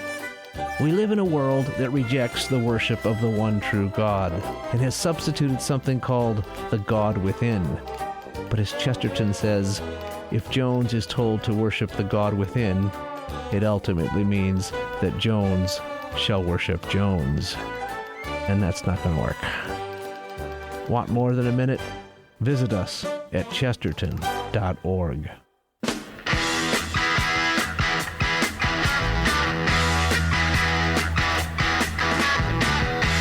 All right, we're back here at MediaCom Stadium on the campus of Drake University here in Des Moines, Iowa. Dowling's home playoff game. Maroons lead it 21-0 on the kickoff by Ryan Kuhn, returned by Torian Doss, and he gets it across the 15 up to the 19-yard line. That's where West will start, 1st and 10. Dowling going one play, 49 yards. And that was Ian Middleton with his second touchdown of the night, first on the ground. And the Dowling defense takes the field. And Brian Morris will go right to you for real quick. The Maroon defense just, I think they've forced three punts tonight, if I'm not mistaken. Yeah, guys, they have not given up much in the air, on the ground, just playing normal Dowling defense. And let's hope they continue this and we can get up by 35 quickly. 1st and 10 West from their own 19-yard line. And here's McGovern back to throw. Brett now being hit. He's going to be sacked in the backfield. And I think it was that was Bonanno. Anthony Bonanno got him, but he had other maroon jerseys around him, and Hagan was also around it. But a sack in the back for the first of the night. Great pressure there by the Dowling defense, and didn't give McGovern much time at all, and then he was just snowed under by Anthony Bonanno as he's flying around the edge. One score update. Go ahead, Matt. Indianola and Waukee Northwest 7-7, and Sioux City East is ahead of Dallas Center Grimes 10-0 at the moment. A 12-yard sack, so it's second down 22. Back to throw McGovern. He airs it out, looking for Torian Das. The pass is broken up, incomplete. A collision there between a pair of number zeros, Torian Das for West Waterloo, and Jordan Watson. Mr. Causing a fumble for Dowling Catholic at corner. Yeah, he is. And, he's given up some size there, as Jordan usually does from that corner position. And Torian Das at 6'2", 180. And Jordan Watson played it perfect. He played his ground, held his ground, and went up there and knocked it down. So one more play here in first quarter. 5 seconds remaining in the first quarter. Dowling leading 21-0 over West Waterloo. Jordan Watson, a big 5'9", and he climbed that ladder. Back to throw McGovern out of his own end zone, screen pass, and it's caught. And that might be Annan with the catch, and he's hit and dropped right at the 10-yard line. He'll pick up 3, and we've come to the end of the first quarter as Annan with the reception. Our score, Dowling 21, and the West Waterloo Wahawks nothing. And we'll go to the second quarter here in the Class 5A first round of the Class 5A football playoffs on Iowa Catholic Radio and CISN. Programming supported in part by Skeffington's Formal Wear, in business since 1951 with locations in Des Moines, West Des Moines, Coralville, and Ankeny. Skeffington's Formal Wear, online at skeffingtons.com. Thank you, Skeffington's Formal Wear, for your support of Iowa Catholic Radio. Support for Iowa Catholic Radio is provided by Ashworth Vision Clinic. Complete eye exams, contact lenses, glasses, glaucoma testing, and urgent eye issues. 515-440-4610. AshworthVision.com. Fast Signs is a custom sign and visual solutions company with an extensive selection of digital signage, interior and exterior signs, banners, and vehicle wraps. Learn more at fastsigns.com. Thank you, Fast Signs in Clive, for your support of Iowa Catholic Radio. Every single snap. Inside the 40, down the near sideline, Sammy Drexler, touchdown Maroons from 69 yards. Your Maroon Cruise Station, 105.5 KIHS.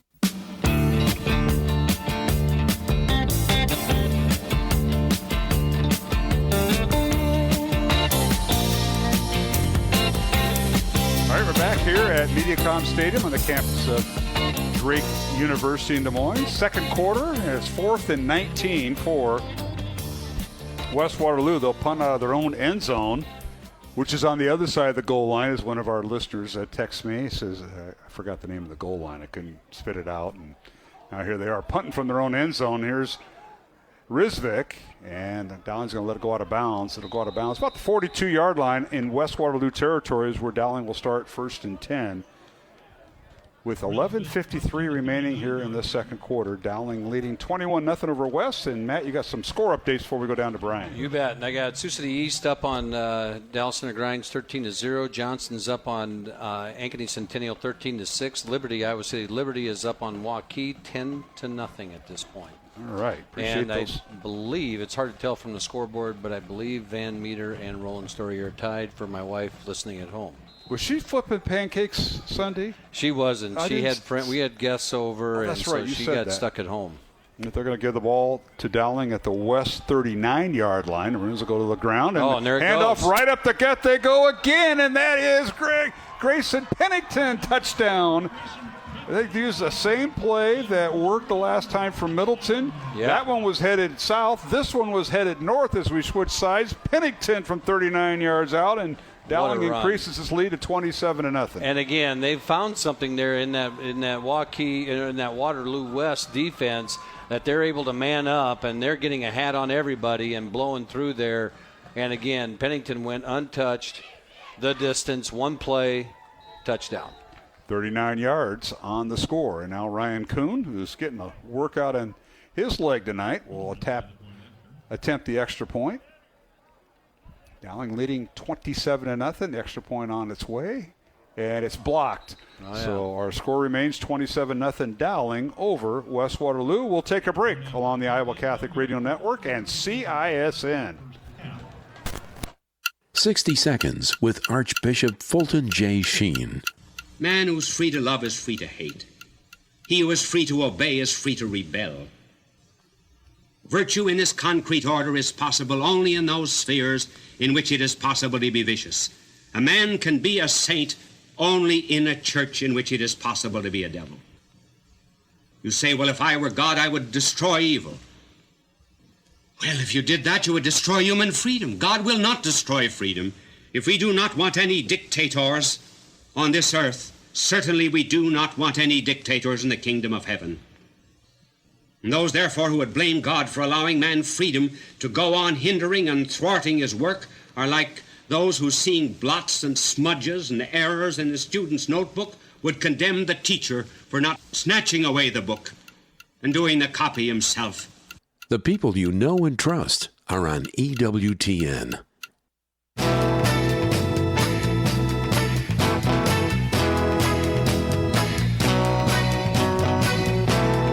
All right, we're back here at Mediacom Stadium.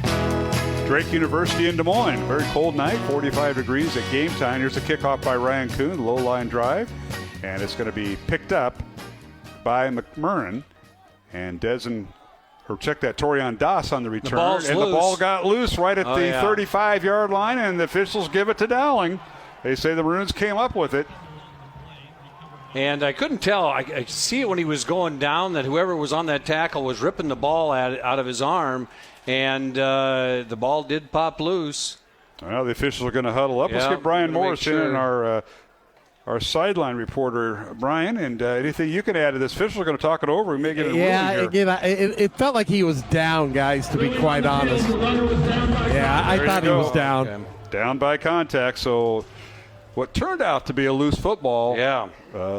Ball carrier ruled down, and Torian Das on the return for West Waterloo. Maroons lead at 27-0 on a 39-yard run by Grayson Pennington, his fourth touchdown run of the year from 39 yards out. Extra point was blocked, and Maroons lead at 27-0. So West will have the football, and they will start at their own 33-yard line.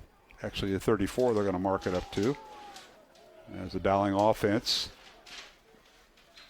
started to come on the field, but they are now back to the sideline as the offense for West Waterloo comes out, and a first down run for about a yard by Annan. We'll bring up second down and 9 here, Matt. Yeah, that time Annan tested the right side of the Waterloo West line, and Carlos Blount was able to get in there and get the stop right away as Bonanno and Elcock and Hagan were able to stack it up. All right, second down, 9. 2 receivers left, 1 to the right. West going north to south, left to right on your screen. Handoff Annan, bounces outside. He's got the first down into the secondary, and he's running with the football. And he's finally brought down inside the Dowling 40. First time they've been in Dowling territory all night. They'll spot him down at the 39 of Dowling. There they were able to seal everything off, and Annan bounced it to the outside as they've not been finding anything on the inside. He was able to bounce it to the outside and to the single receiver side for a big gain, and you saw that burst that he's capable of doing. 26-yard run for Felix Annan, 5'11", 180-pound senior. Didn't play against Dowling in game 1 back 5 games ago when the Maroons defeated West Waterloo 55-7 on Dowling's homecoming. But tonight it's 27-0 Maroons and a first down for West Waterloo. The Warhawks with it. McGovern out of the shotgun and gives it to Annan, left side over to left guard. Tries to spin out of a tackle and finally brought down at the 35 of Dowling, gain of 4. Nice little pop there as they get that first on first down to get a few yards, get 4 yards. And, it's trying to find something consistently, and they haven't been able to throw the ball at all. And so they have to rely on this run, and they've been testing the middle, and like on that last drive, then or in that last handoff before this, they get it to the edge and able to pop a run. All right, to bring up 2nd down and 6 for West. They'll send a man in motion. That's Michael Moeller, right to left. And makes 2 receivers on the left side, 1 on the right. And 1 on the right is Desmond McMurrin. Now handoff to Annan, and he's hit and drop right at the 33, a gain of 2. Brady Hagan right on the pile there as he came in and was from the backside and was able to jump on Annan. Annan showed his strength right there as he was able to power a couple yards with Hagan on his back. And now we have Edgar Perez into the ball game there on a passing situation. And so it brings up a little more quickness in that front. It's 3rd and 4 for West Waterloo. This is the deepest penetration they've had into Dowling territory tonight. Maroons protecting a 27-0 lead with under 9 minutes to play here in the first half. Handoff Annan. Tries to bounce outside. He's hit. Tries to turn the corner, and he's hit as he turns the corner at the 32-yard line. A gain of 1. And it'll bring up 4th down. There they got it, and just he kept probing along that line, trying to find a little crease, and nothing there as the defense shuts it down. But here you are, 4th and short, and down 27-0 with 8:27 to go in the second quarter. And it's interesting, Matt, you said when he had that 26-yard run, and he ran to the right side, which is opposite of Nielsen. This time they ran Nielsen's side, and they couldn't get the seal. Yeah. All right, so it's 4th and 2, and West going for it from the Dowling 32. 8:10 left to go, second quarter. McGovern now changing the play, has Annan in the backfield. 3 receivers right and 1 to the left. Back to throw McGovern. Swings it out, a little flanker screen. It's incomplete. The intended receiver was Caven Bennett. The 5'9 senior couldn't hang on to the ball, and it's incomplete, and the Dowling defense holds again. Sanko was right. He read that screen all the way. You could see as the line ran through the offensive line untouched that it was a screen play. Sanko read the same thing. Great coaching, knew what he was supposed to do, and came up and broke it up. All right, let's go down to our sideline man, Mr. Brian Morris, with our Jenny Farrell team Remax Concepts sideline report. Brian? Yeah, I'm down here with Leo Pagano, guys. Leo, how's the knee doing after the surgery? Pretty good. Every day it's just getting a little bit better and better. It's a long process, but every day is better, so it's good. I see you out here. You're helping coach the team up. You're going and sitting with your teammates during the huddle period. Talk to me about your role now. Again, I know it's a tough ending for you. Yeah, it was hard at the start, but every week it's getting better with my mindset. I have a lot of knowledge, and with Jackson going in, it's like next man up, and whenever he has questions, I'm right there helping him, helping the younger guys, helping whoever needs help. Now, I know that your teammates appreciate that. And again, congratulations. You had a great year going down, and it's tough to get an injury, but appreciate you coming by. Thank you. Great job, Brian, with Leo Pagano, Dowling starting linebacker, who was sidelined at the Cedar Rapids Kennedy game, out for the year with a torn ACL. 27 tackles, 11 solo. That were his numbers, and that was just not even through a halfway part of the year, Matt. Yeah, and he's just a great kid, great leader. And, that's what gets missed on the football field is that leadership on the, when you're out there. And at least he can be that on the sideline and in the locker room yet. That's where that young man shines. Absolutely. He's got a lot to offer for the next men in at that position, linebacker. Handoff goes to Pennington, who's second consecutive possession that Grayson's been in there. And he gets the handoff and takes it across the 35. And they're going to mark him down at the 38-yard line. Give him 6. We'll bring up 3rd down for Dowling. 3rd and 3 from their own 38-yard line. Maroons leading 27-0. Handoff Pennington again. Tries to pop it outside. Breaks a tackle. He's got the first down and finally driven down towards the West Waterloo sideline.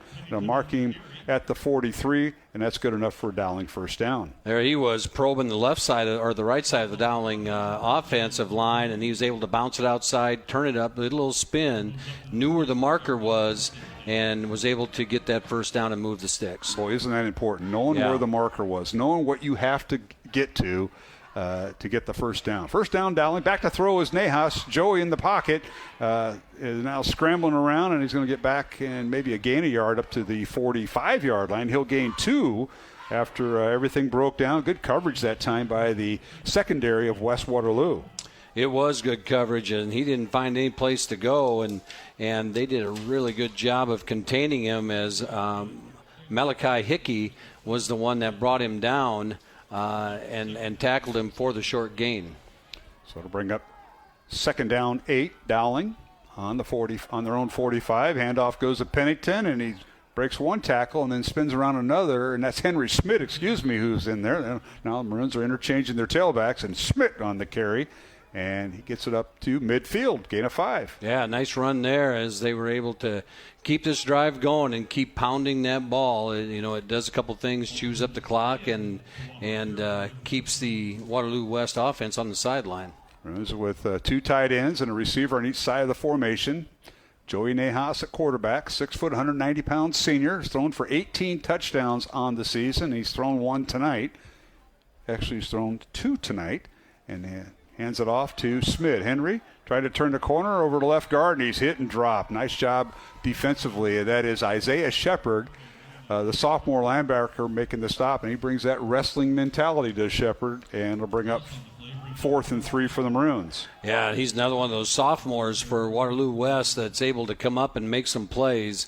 An aggressive player, and he's a talented young man, and get up and get the stop, force the punt here for the Maroons. All right, Henry Schmidt will go from tailback to punter. It'll be 4th and 4, Dowling from their own 49. Now Smith's going to run a fake punt. Schmidt around midfield, makes a cut. He's got the first down inside the 45. They'll spot him down at the 41-yard line of West Waterloo. So the Maroons pull out the bag of tricks. They do, and you want to plant those kinds of seeds. I mean, it's a great call at midfield. You got momentum going your way, and Schmidt is a running back by nature anyway, and was able to explode around the edge and get the first down. 10-yard gain by the tailback turned punter just for a snap, and then he ran the ball. So he picks up 10 after losing 1 the previous play. It's 1st and 10 Dowling. Maroons will bring their offense on. Quinn Smolback will play the H-back in this set. 2 receivers left, 2 to the right. Dowling going right to left. The home team wearing the maroon jerseys with white helmets and white numbers. Back to throw Nahas. Looks right, throws right. Catch is made by Hoffbauer out of bounds. Right around the 36-yard line, they'll spot him out. Gain of 5. Hoffbauer extends his arm and is able to get a little bit of reach, get a couple extra yards. Great timing between him and Joey Nahas as the line gave Joey time there to sit. When you can able to do that play action, it just makes that whole process a lot easier, and Nahas put it right on Hoffbauer. Gain of 6. It'll bring up 2nd down 4. Pistol formation. And the handoff is to Schmidt, and he's going to be right up the middle, inside the 10, and dropped at the 5-yard line. Once again, the Maroons look like they're shot out of a cannon. They spread the field, and there is nobody. That middle linebacker is no longer. He's either on one side or the other, and they found the seam. Yeah, I don't know if they're catching him slanting or what, but he's slanting away, and there's nobody home there as they fly through the middle of the field. 1st and goal on the 5. Handoff Schmidt, and he's hit from behind and thrown down. Nice move that time by big number 55, Peyton Smith on the tackle for West Waterloo. That was a takedown. That was he got him, met him at the line of scrimmage, and that was an explosion there. No gain of the play. 2nd and goal, Dowling. The Maroons are in the Iowa Wealth Management Red Zone, a fee-only investment advisory firm helping clients grow and protect their wealth. Learn more at iowawealth.com. 2nd and goal, Dowling. 3 minutes left in the first half. 27-0 Dowling. Maroons knocking on the door again. Handoff goes to Smith. Thinks about cutting up outside. It goes inside for the touchdown. Try to go outside that C gap on the left end and cut it inside. Stayed inside the hash. Touchdown Dowling and Henry Schmidt. Great patience there as he was able to just follow that line, and you get behind those that big line of Carter Barrett and company and Owen Marr on that left side. He just kind of followed him patiently and then shot through when he saw the gap, got in the end zone. 6 points, and here goes the Maroons for 1 point. All right, Kuhn in for the extra point. Dowling 33-0 over West Waterloo with 2 minutes, 51 seconds remaining. And the ball is down. The kick is up and through. So Dowling leads at 34-0 with 2:51 to go. Here in the second quarter, we'll take a timeout and be back with the kickoff. It's Dowling leading West Waterloo in the Class 5A football playoffs, first round here on Iowa Catholic Radio and CISN. Ladies, would you like to know what it is that men really want? I am Father Thomas Loya with a Theology of the Body moment for the Tabor Life Institute. In complement to woman's body, the body of a man is designed to act upon the environment, to go up against things greater than he is. Men are designed to defend, protect, tear down, build, resist, invent, in short, to accomplish the task. Their greatest desire, therefore, is to be told that they have what it takes, they measure up, and have indeed accomplished the task. Conversely, a man's greatest fear is to be told that he is not adequate, that he is a failure. A man wants to see reflected in the eyes of his woman the essential message of his manhood. Yes, I do believe in you, honey. You are my knight in shining armor.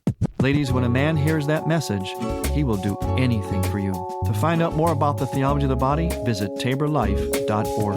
taborlife.org.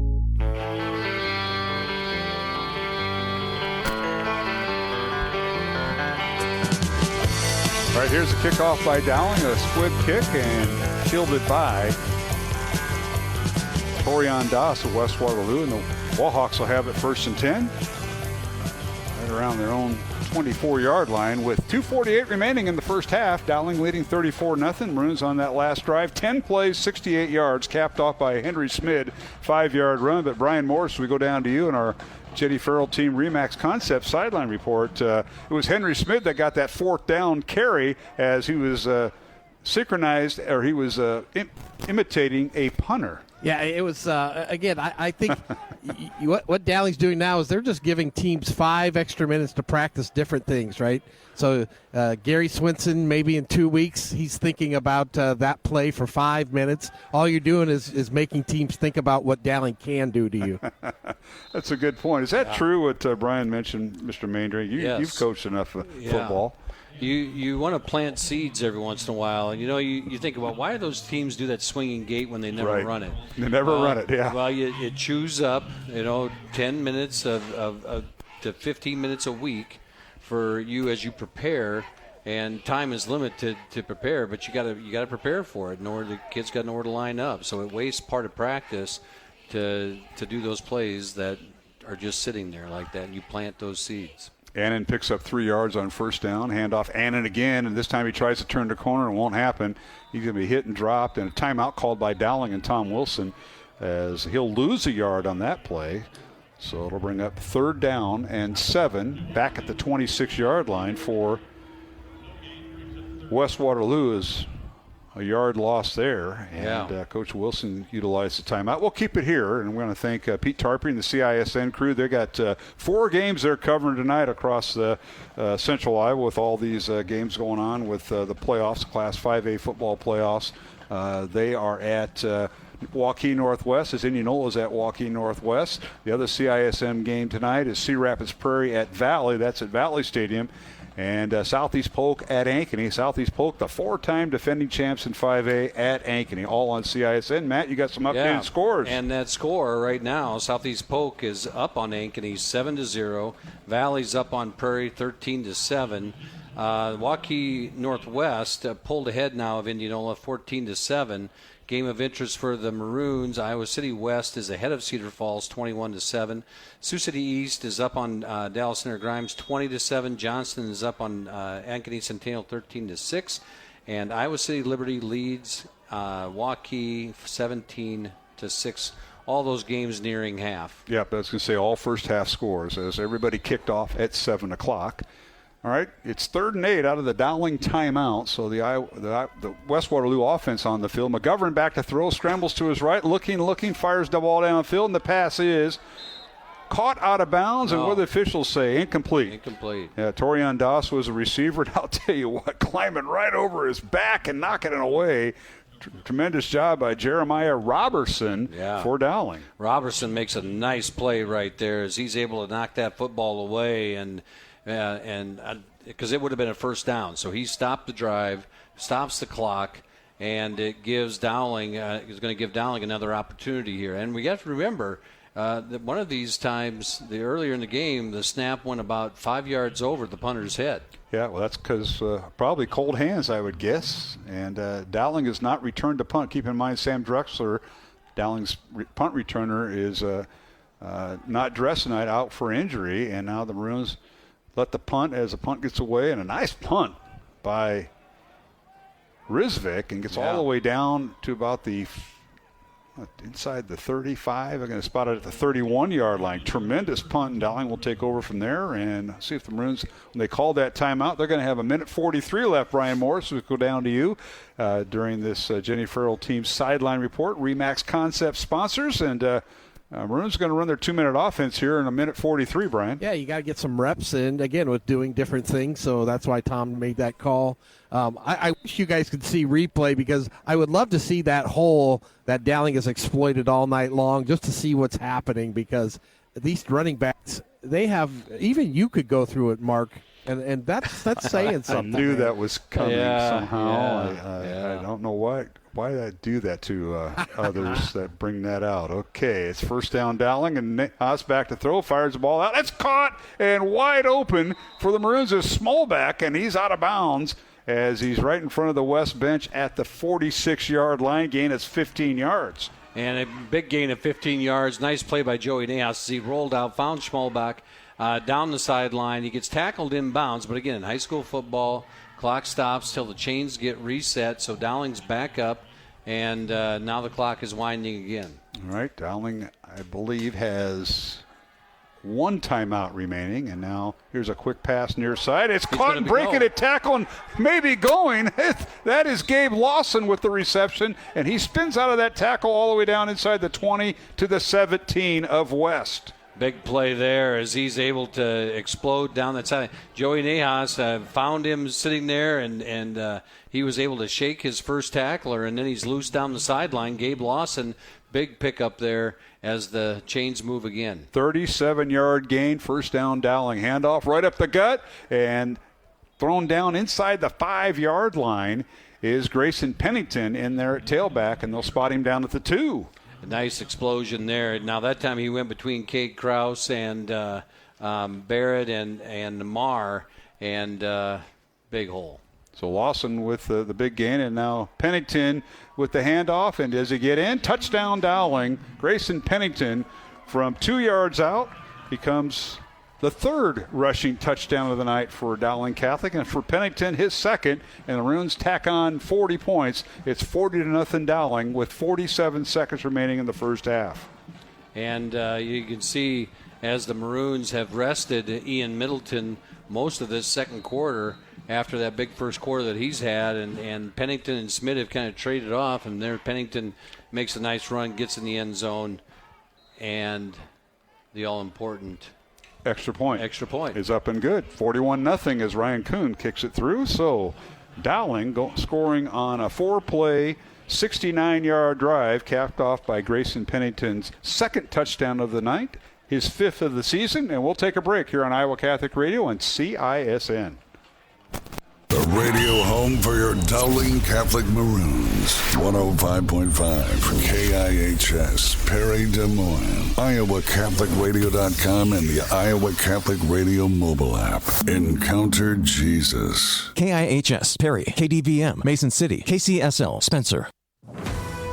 Lumen Media of the Diocese of Sioux City Office of Communications offers these features in the next Lumen Notes. EWTN's Hidden Gems episodes on Trinity Heights and the Grotto of the Redemption is now available. Catholic school educators participated in a theology day. 3 high schools teamed up with the Archdiocese of Dubuque for a pilot project, and watch for Vocations Awareness Week content. See these features and listen to Illuminating Catholics in the next Lumen Notes. Support for programming provided by Iowa Wealth Management, a fee-only investment advisory firm helping clients grow and protect their wealth, offering personalized investment strategies as well as financial and estate planning. Learn more at iowawealth.com, committed to creating peace and purpose in your finances. All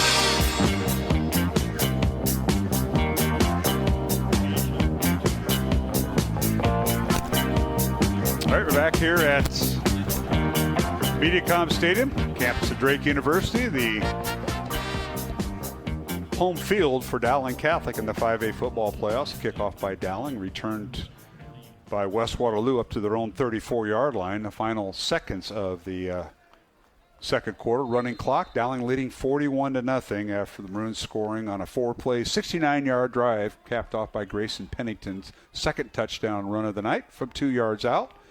Now West will try to get this play off with 4 seconds remaining, and they do. McGovern will hand it off, and that is the tailback, the new tailback in, Isaiah Shepard, and he's hit and dropped. He's also starting linebacker for the Warhawks. And that's how the first half will end, with the score Dowling 41 and West Waterloo 0. Alongside Matt Maindring, I'm Mark Amadale. Brian Morris on the Dowling sideline, and he has head coach Tom Wilson of Dowling Catholic. Brian, take it away. Yeah, Coach, you got to be proud of this team coming out, a team that you beat handily early in the season and is just doing the same thing right now. Kids have done an outstanding job. Really proud of them.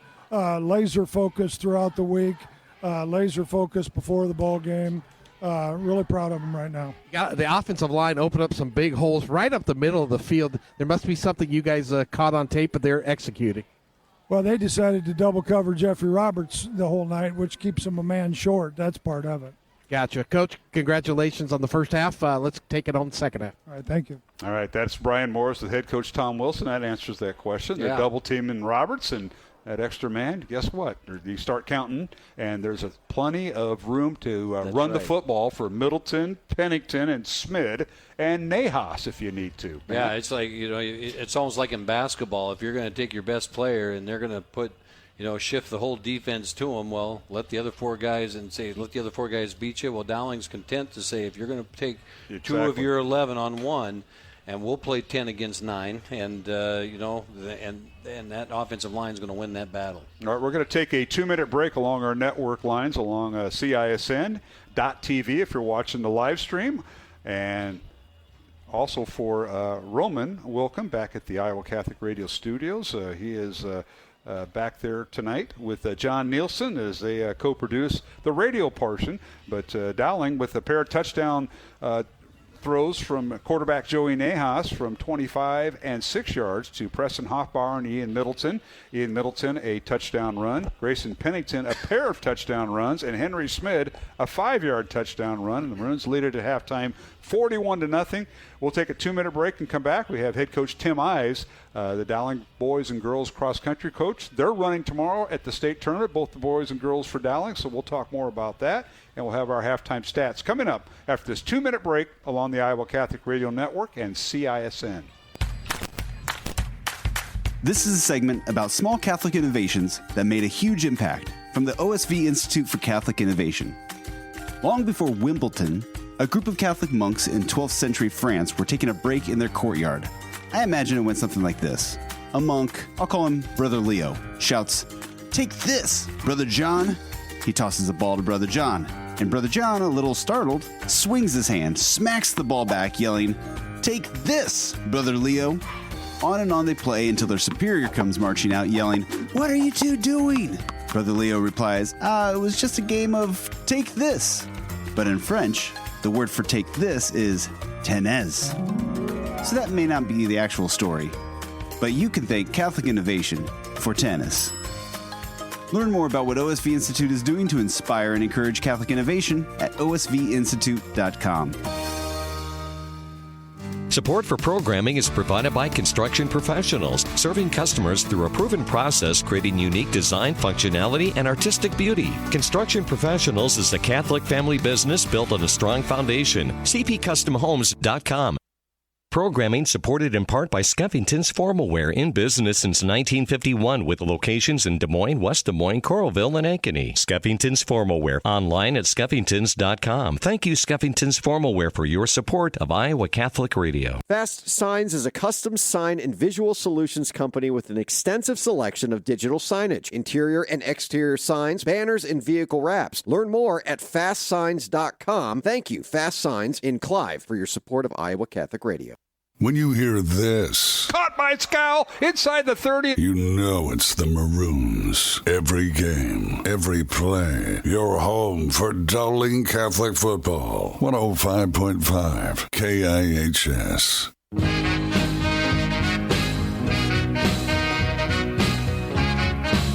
All right, We are back here at Mediacom Stadium on the campus of Drake University.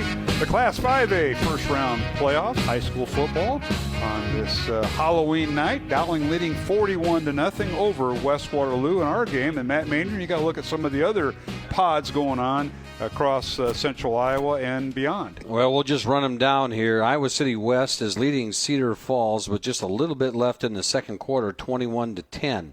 So that score is 21-10 now. Iowa City West over Cedar Falls, the other side of the bracket. So Dowling will play the winner of that game. Waukee is leading Indianola, or Waukee Northwest is leading Indianola 14-7 at the half. Sioux City East is leading Dallas Center Grimes 20-7. I believe that game is now at halftime. No, just a little bit left in the second quarter. Johnston is up on Ankeny Centennial 12-6. 12-6, and that game is at the half. And then Cedar Rapids Prairie and Valley. Valley is leading that game 13-7. And then Iowa City Liberty has just extended their lead over Waukee. They're now up 20-6. And then Southeast Polk and Ankeny, a low-scoring affair, 7-0. Southeast Polk leads at the half. The defending champs. Get really tough yes. in the postseason. And so a defensive battle there going on. All right, here it's Dowling 41, West Waterloo nothing at halftime. And earlier I caught up with Tim Ives, the Dowling girls and boys cross-country head coach, as he's taking both teams tomorrow to the girls and boys state cross-country tournament going on up in Fort Dodge at Kennedy Park. And I caught up with Coach Ives earlier about the season and tomorrow's cross-country state meet. Mark Amadale here at halftime with head coach Tim Ives, the Dowling girls and boys cross-country teams. And Coach Ives, welcome. And you're going to the postseason beginning tomorrow on Saturday at the State Girls and Boys Championship. Both your teams qualified. Congratulations, Coach, and welcome. Yeah, thanks, Mark. Thanks for having me on. It will be an early start to the day tomorrow and a cold one, but we're excited to get back to Fort Dodge and contest this state championship. Well, Coach Ives, once again, you're wearing two hats. You're the girls cross-country coach along with the boys. You've been the boys coach 19 years now at Dowling, and the girls coach in your third year. So wearing two hats, you can't do it without your great staff, and I'll let you talk about that before we mention your team and your accomplishments this year. But go ahead with the girls staff and the boys staff. Yeah, that's right. I'm privileged to have on staff Coach Kelly Perriott, who's also our head girls track coach, and Isaiah Whitrock, who also assists with the girls track team. They've been with me from the start, and Perriott, of course, many years prior to that. Then on the boys' side, Kelly McCarty, I think, is completing year 10 here as one of our boys' assistant coaches, and then Lance Peterson, also a Spanish teacher in the school, and he'll actually be missing state. He's in Costa Rica doing a cycling race this weekend. But we send him our best wishes. But, yeah, very, very happy to have those coaches with us. When you talk Dowling girls and boys cross country, you talk tradition of finishing on the podium or being in the hunt to be on the podium. This year's team, maybe a younger team in a lot of respects, not as experienced, but they both finished in the top 3 in your district to qualify for state, along with the conference meet before that. So both these teams have qualified for state, but the road to it was very tough and competitive. And oh, by the way, some of those teams that we mentioned in your conference, they're going to be at the state tournament because they're doing pretty well. Talk about that on both the girls and boys side, Coach Ives. Yeah, so we enter the state meet, boys ranked 11th, I believe, girls 13th. The goal is very much top 10 for both of them. I wouldn't put it past the boys to finish as high as third and finish back on that podium if we can execute well. But, you know, our boys, 17 years in a row, we've been at Fort Dodge, and I've been part of that from the start, and that's been incredible. Our girls have been there 18 of the last 19 years. So we don't take this for granted. It's an amazing thing to return there every year to compete against some stellar teams, and we're eager to get going and towing that line tomorrow. Well, just looking at the meets that you were in this year, and obviously a lot of state tournament qualified teams are in some of these meets, and you go all over from up in Minnesota to the GRIOC, the very traditional GRIOC tournament, to right here in central Iowa, culminating with the CIML conference meet. Those meets get you ready for Saturday, and maybe they haven't been as cold of meets because we've had some warm weather and some pretty dry weather for the most part, but talk about the preparation, the journey to peak on Saturday for both the girls and boys cross-country teams. Yeah, well, at this point, the contests we've had in recent weeks, both coincidentally at Johnson High School on their cross-country course, have really bolstered our confidence. Times have dropped. Any sick or injured athletes have really started coming into form at this right time. And so, our boys finished third in a very loaded CIML conference meet just a couple weeks back, and then third again at state qualifying. Our girls finished fifth. That's been our highest finish since I started coaching. And and two of the top three teams in the state are in our conference, Johnston and Waukee Northwest. And so we were very competitive. I'll even add boys and girls both beating Valley at that conference meet just a couple weeks back. Again, we're visiting with head coach Tim Ives, the Dowling girls and boys cross-country team here at halftime tonight during Dowling's playoff football game here at MediaCom Stadium. Coach Ives, let's talk about both teams and some of the individuals that have led both the girls and boys cross-country teams here at Dowling, and I'll let you take it away with the girls. Yeah, so the girls are 7 that will be competing tomorrow in Fort Dodge are Frankie Darnell, Lily Decker, who's also a captain, along with Elise Hegrick and Sadie Reinhart. Then we have Lizzie Tiffany, Alina Vasky, and Peyton Wolf. And these girls have all recently set PRs. And, one barrier we look for in our girls to kind of reach that next level is dipping under 20 minutes. And all 7 of these girls at some point this season have done that.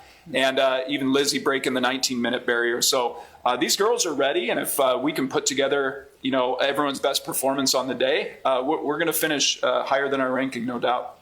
Okay, and Coach Ives, the boys cross-country team, obviously finishing third in both the conference or in districts and peaking for tomorrow. Talk about the boys that have led you this year. So our 7 boys, including team captain Nicholas Paulson, are Rob Beecher, Charlie Dyke, Carter Haig, Emmett Mathiasen, also a team captain, Elias Stein, and Nate Timbo. And this is a fairly young team. We have just 2 seniors in our top 7.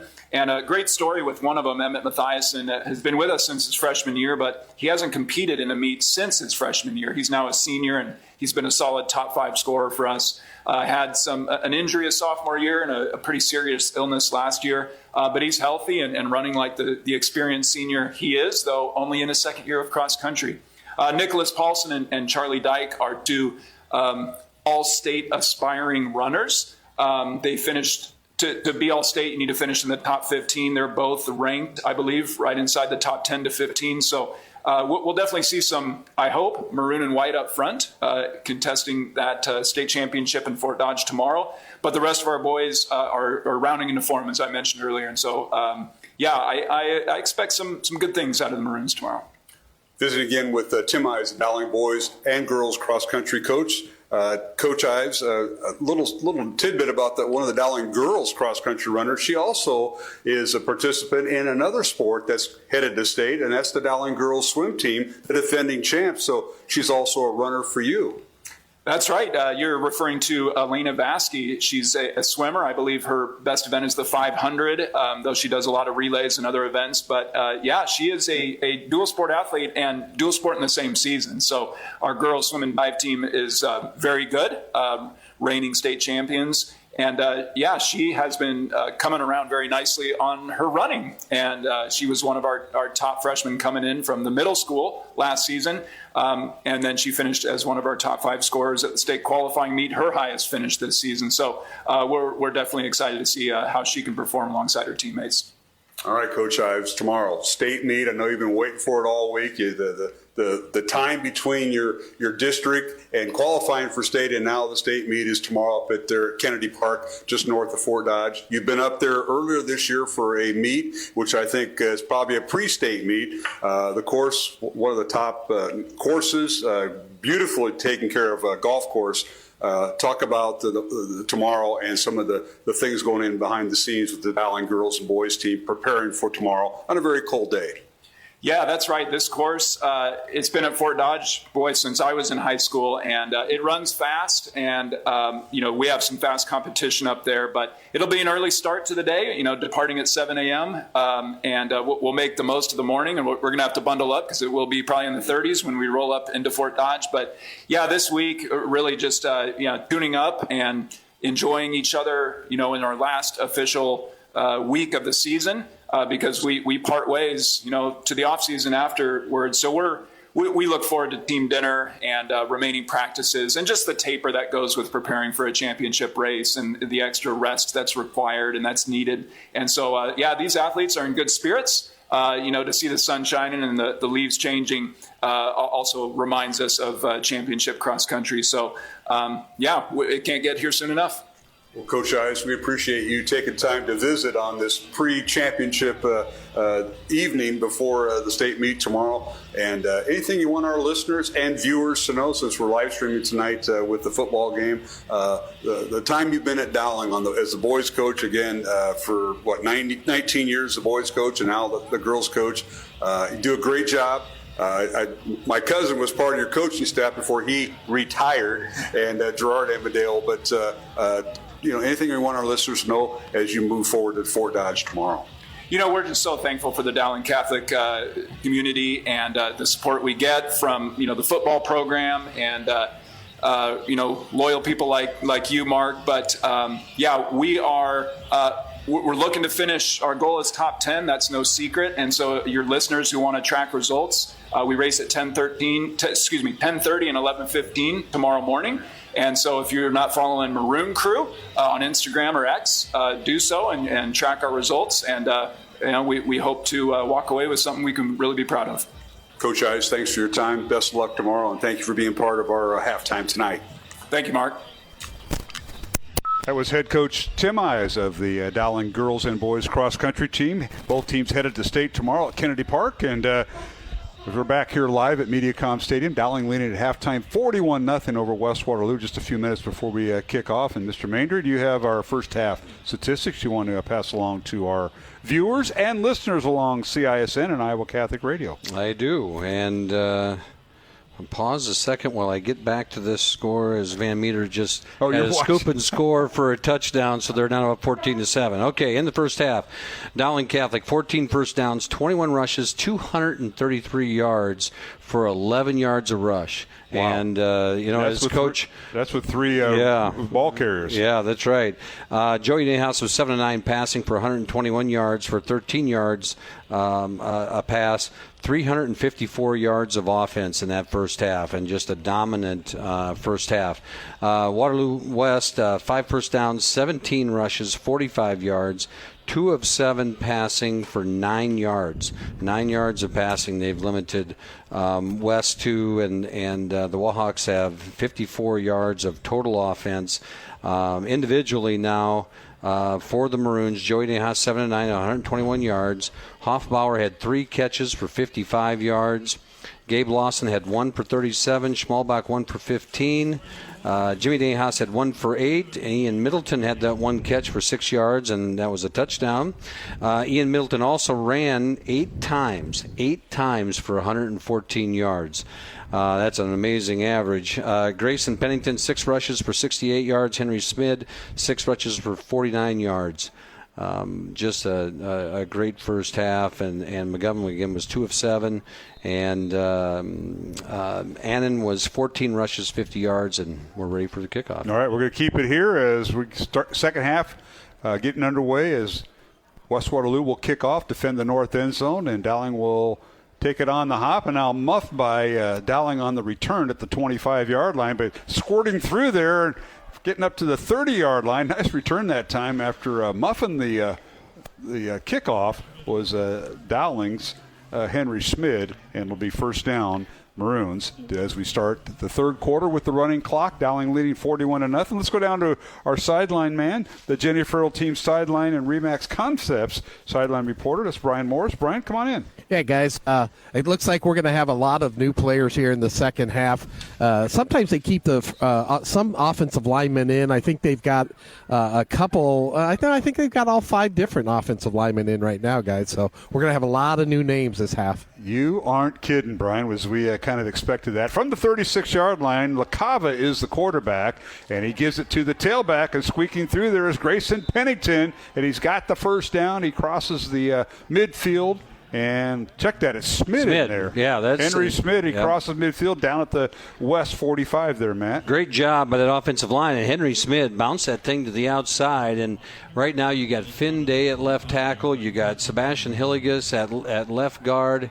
And we also see that Sam Spracklin is playing that tight end position on that left side, and they allowed Smith to take off and get the first down. All right, Ethan LaCava, 6'4", 200-pound junior at quarterback, number 13, wants to throw, now being rushed, scrambles out of the pocket, nearly lost the football, now is going to be sacked back inside the 50-yard line as the West Waterloo defense catches up to him. Tucker Satterley and company making the stop. Yeah, they were able to get pressure on him and didn't. And, Ethan kept that play alive as long as he could. You talk about a tough thing when you had sitting there the whole first half, as cold as it is, and now you're coming out here in the second half and trying to get warmed up. And the Waterloo West defense won that down, and now it is 2nd and long. Yeah, 5-yard loss on the sack. So it's 2nd and 15, Dowling from midfield. Maroons going right to left, leading 41-0 as they go south to north here against a crosswind. 45-degree night. Temperatures dropping in the upper 30s tonight. LaCava back to throw, being chased again. Wants to run, and the ball is loose, and they're going to say it's a live football. No signal yet. Officials now will converge. Is it a fumble or an incomplete pass? And it's incomplete. Yeah, I was going to say his arm was moving forward. It felt like that right from the start.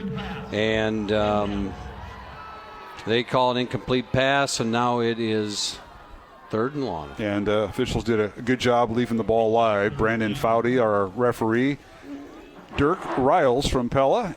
Elias Randall from Cedar Rapids. David Forsyth from Pella. And Calvin Norris from Cedar Rapids, our officials tonight. Congratulations on making the postseason and working this Class 5A game here in Des Moines at Mediacom Stadium. And it'll bring up 3rd and 15 for Dowling. LaCava back to throw and looks over the middle. The pass is caught. First down and more, and bouncing off a tackler and finally driven down is Gabe Lawson with the second big catch of the night. Gabe Lawson, great catch, and he caught the ball, and then he took a few steps and got popped, kept his balance, and then ran it down farther. And that play right there shows you the trust that Coach Wilson has in young Ethan LaCava, as usually after a play like the previous one on the 3rd and long, you're just going to say, let's run the ball and let's just keep the game moving. But he wanted to get Ethan a shot, and Ethan took it. And LaCava did a nice job. He looked down like a lateral pass, and he looked that one off and then found Lawson over the middle for a 21-yard gain. First down, Dowling. Back to throw. LaCava again fires it out. It's caught. And that's the freshman with the catch, Bo Williams. He's inside the 20 down to the West Waterloo 15-yard line. And that's his first catch of the year that he didn't score a touchdown, because that's his 3rd catch of the season, but 2 of them he scored touchdowns for the freshman. You can see why this freshman, after that catch right there, gets on the field, because that was a great catch. I mean, hands only. He's got his eyes on the ball, hands out there, gets it, brings it in, and great catch by Bo Williams. 14-yard gain, first down, Dowling at the West 15-yard line. LaCava, and in the backfield is this Smith or Pennington, and he tripped up his Smith and Henry. Nice individual effort that time by the defender. Malachi Hickey, the senior defensive end, making the stop for West Waterloo, and a loss on the play. Yeah, and what's happening right now is Waterloo West figured that Dowling was going to come out and run the football, as they did in the first half, and ran for a lot of yardage. And so it's basically kind of a run blitz defense. And so Dowling says, well, you're going to take the run away, we're going to throw the football. And then they tested again there with Smith in that play. A loss of 3. It'll bring up 2nd and 13, Dowling from the West 18. LaCava with 2 receivers right, 1 to the left. Looks left. Now he's going to be hit and sacked. Sacked in the backfield by Tucker Satterley. LaCava goes down.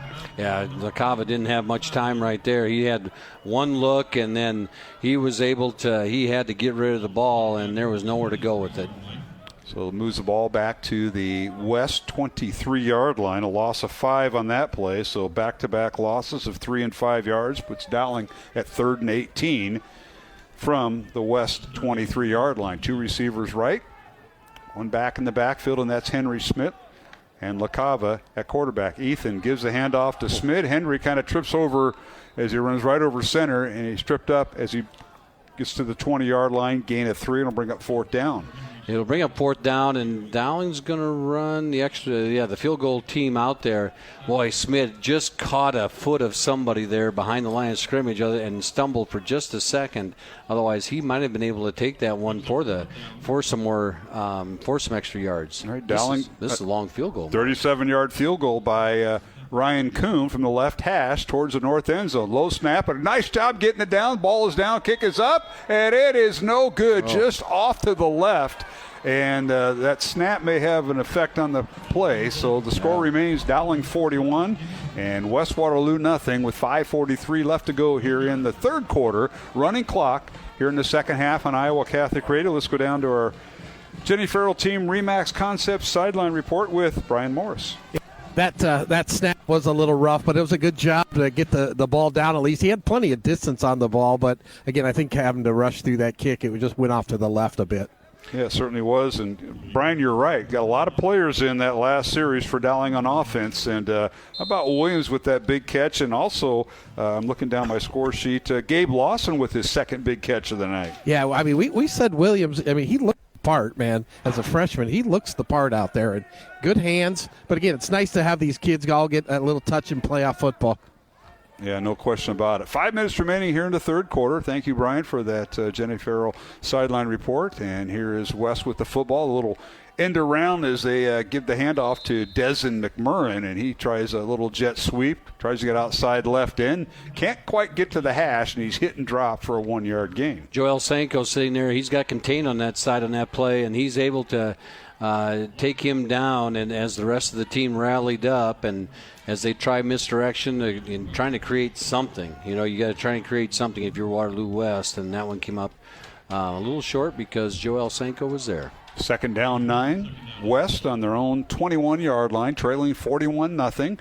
This is their first possession of the second half. As McGovern in at quarterback, and he fakes the handoff, and he swing pass right side. Caught by Caven Bennett, tries to get outside the numbers. He doesn't get that far, but he gets up to the 25-yard line. And getting up slowly is McMurrin, the other flanker, but a nice catch that time by Caven Bennett. Gavin Gardner-Smith, coming from his safety position, stayed home and was able to come up and make that play and did a really nice job coming up from safety there by Gavin. So a 3-yard catch brings up third down. 3rd and 6 for West Waterloo. The Wallhawks on their own 24-yard line. They'll send 2 receivers left, 1 to the right. They go left to right, north to south here at Mediacom Stadium at Drake University. Back to throw is McGovern. Fires over the middle. The ball is in the air, and he overthrew everybody. Incomplete.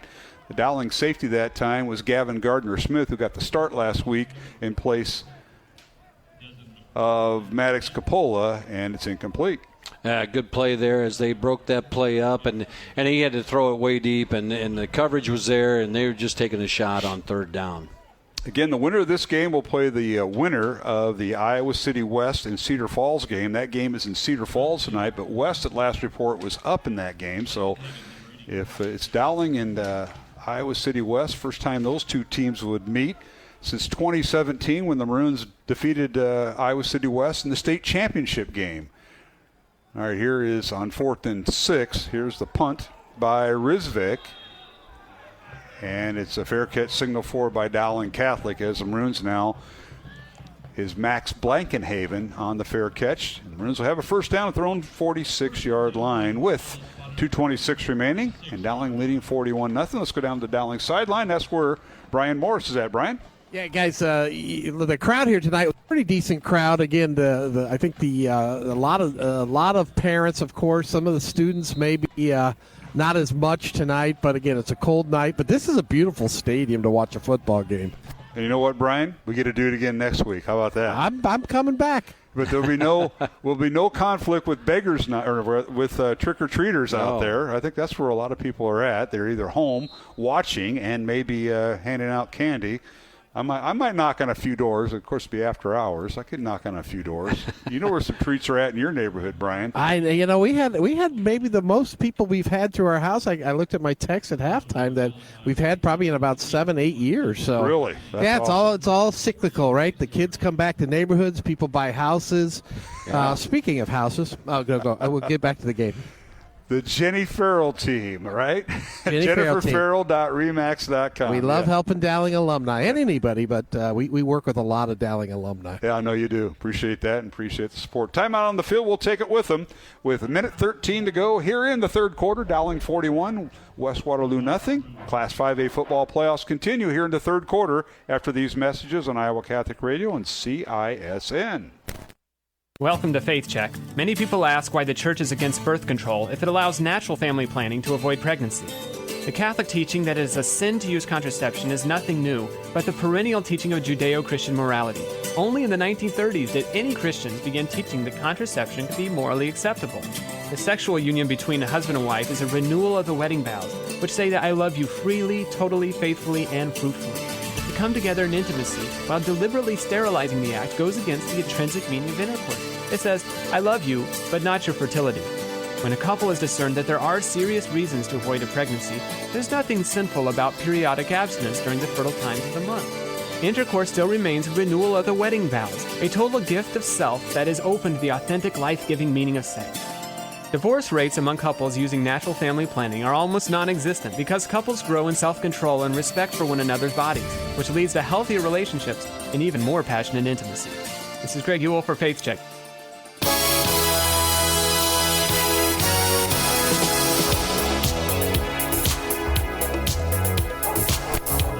All right, we're back here at MediaCom Stadium on the campus of Drake University, and Ringwelski with the carry. He's in the ball game for Dowling Catholic, and had a nice little run. Ethan Ringwelski, a sophomore running back, and a little end-around play to bring up 1st and 10 Dowling from their own 44-yard line. And now LaCava back to throw, running with the football, and does a nice little stop and go, and finally gets it across the 40 into about the 35-yard line. They'll spot him down shy of the first down, but nice job by Ethan LaCava, the backup quarterback, going for about 10 yards. Great decision by him as he got around the edge and there wasn't anything there for him, and he thought about it for a second. Do I pump fake? No, I'm going to run. And the safe thing to do, and he got the yardage, and that'll end the quarter. So we've come to the end of the third quarter here at MediaCom Stadium. The Class 5A football playoffs first round, Dowling 41, West Waterloo nothing. Alongside Matt Maindring, I'm Mark Hamadale, Brian Morris on the Dowling sideline, and Pete Tarpey running the live stream tonight all by himself. We'll return with the fourth quarter in 1 minute along the Iowa Catholic Radio Network and CISN.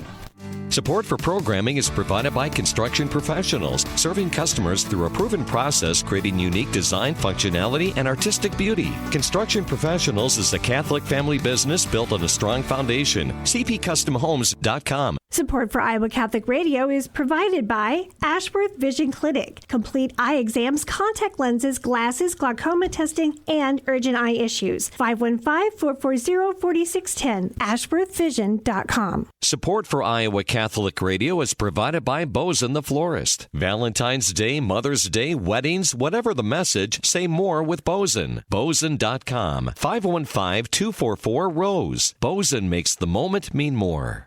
Support for programming provided by Iowa Wealth Management, a fee-only investment advisory firm helping clients grow and protect their wealth, offering personalized investment strategies as well as financial and estate planning. Learn more at iowawealth.com, committed to creating peace and purpose in your finances. All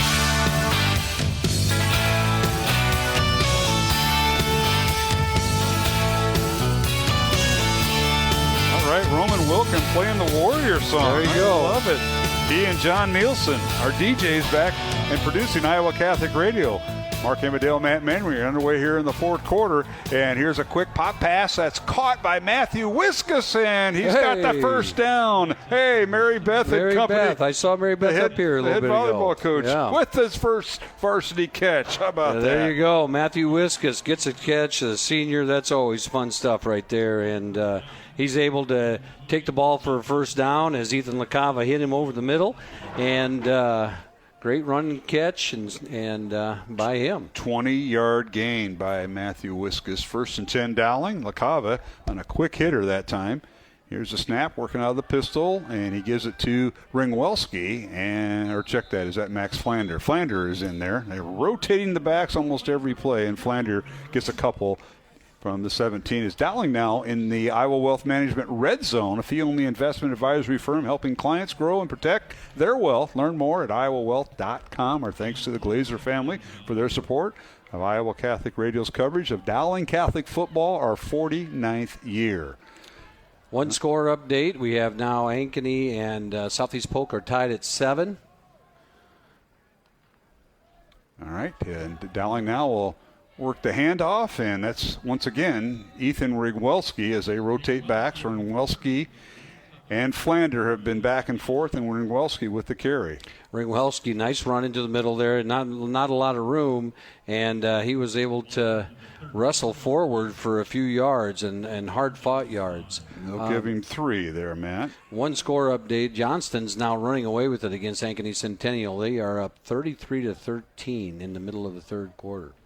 All right, here's Dowling 41 and West Waterloo nothing. Dowling in the red zone again, and here is LaCava. The handoff goes to Winwelski, and Ethan, the sophomore running back, dives near the 10 is where they're going to spot him down, gain of 3. Makes a nice cut at the line of scrimmage, and I thought he thought he was going to get around the edge there a little bit and dive up and in there, but no room. All right, we got 4th down and 5, and the Maroons are going to bring on the field goal unit. So Owen McConville will be in the hold. Ryan Kuhn will attempt a 27-yard field goal from the left hash and going against a crosswind. McLaughlin will be the long snapper, and that'd be Jack McLaughlin. The field goal is up and good. So the Maroons tack on 3 more. Dowling leads 44-0 over West Waterloo. A timeout on the field, and we'll take it with them. Dowling 44, West Waterloo nothing. 9:24 remaining, fourth quarter. Back in 1 minute along the Iowa Catholic Radio Network and CISN. Thought of the day with Monsignor Frank Bagnano. We all know the golden rule, do unto others what you would have them do unto you. Have you ever heard of the silver rule? Do not do to others what you do not want them to do to you. Not a bad rule of behavior. Pretty minimal moral standard. For example, I won't steal from you if you don't steal from me. Good, but negative. The golden rule historically attributed to Jesus is positive. I would like you to help me when I'm in need, and I will certainly help you in your time of need. Live by the higher moral standard, the golden rule. Do unto others as you would have them do unto you. That rule develops friendships and creates a truly positive human community. And that is today's thought of the day.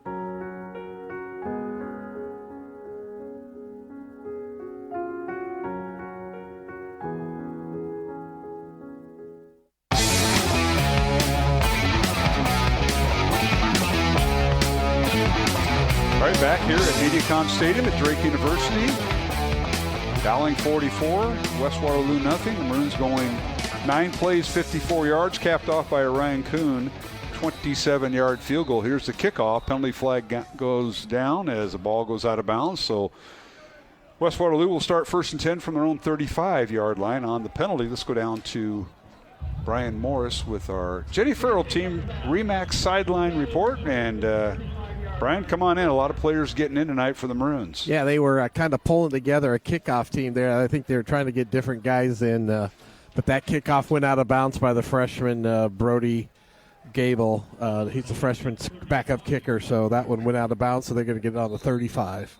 Good call there, Brian Morris. And, of course, we got to start putting our heads together about who you're going to talk to on the postgame show. Any ideas going through you? Mr. Mainry's busy watching Van Meter football. So I'll probably pull, I think, the one offensive lineman, Max Thomas. We'll probably talk to him tonight because the offensive line just did a fantastic, potentially maybe Maddox Capola. Okay, one offense, one defense. Yeah. As now West Waterloo with the football. Thank you, Brian, for that report from the Dowling sideline as Brett McGovern keeps the football from his own 35-yard line, and he moves it up to Colorado at the 48-yard line. Pick up a 13 yards and a first down. And they're starting to move the ball in the middle of the line now. We have Jack McLaughlin, and I'm just calling out whatever number I see. I see Dylan Descharme in there at linebacker, and we've got Edgar Perez at the right defensive end, and Liam Tohey at the defensive tackle spot as well. All right, pistol formation. They give it to the backup tailback, and that is Isaiah Shepard, number 39, also the starting linebacker, and he picks up the first down. Grayson, was that 37, is Dylan Ducharme. And then I believe we have Jimmy Howard was the other one on that tackle there. So, these trying to keep up with the kids that are coming in and out of the ball game. Liam Hogan's at the one corner. And we have, as we said earlier, Gavin Gardner-Smith and Gabe Lawson now is at the other safety position.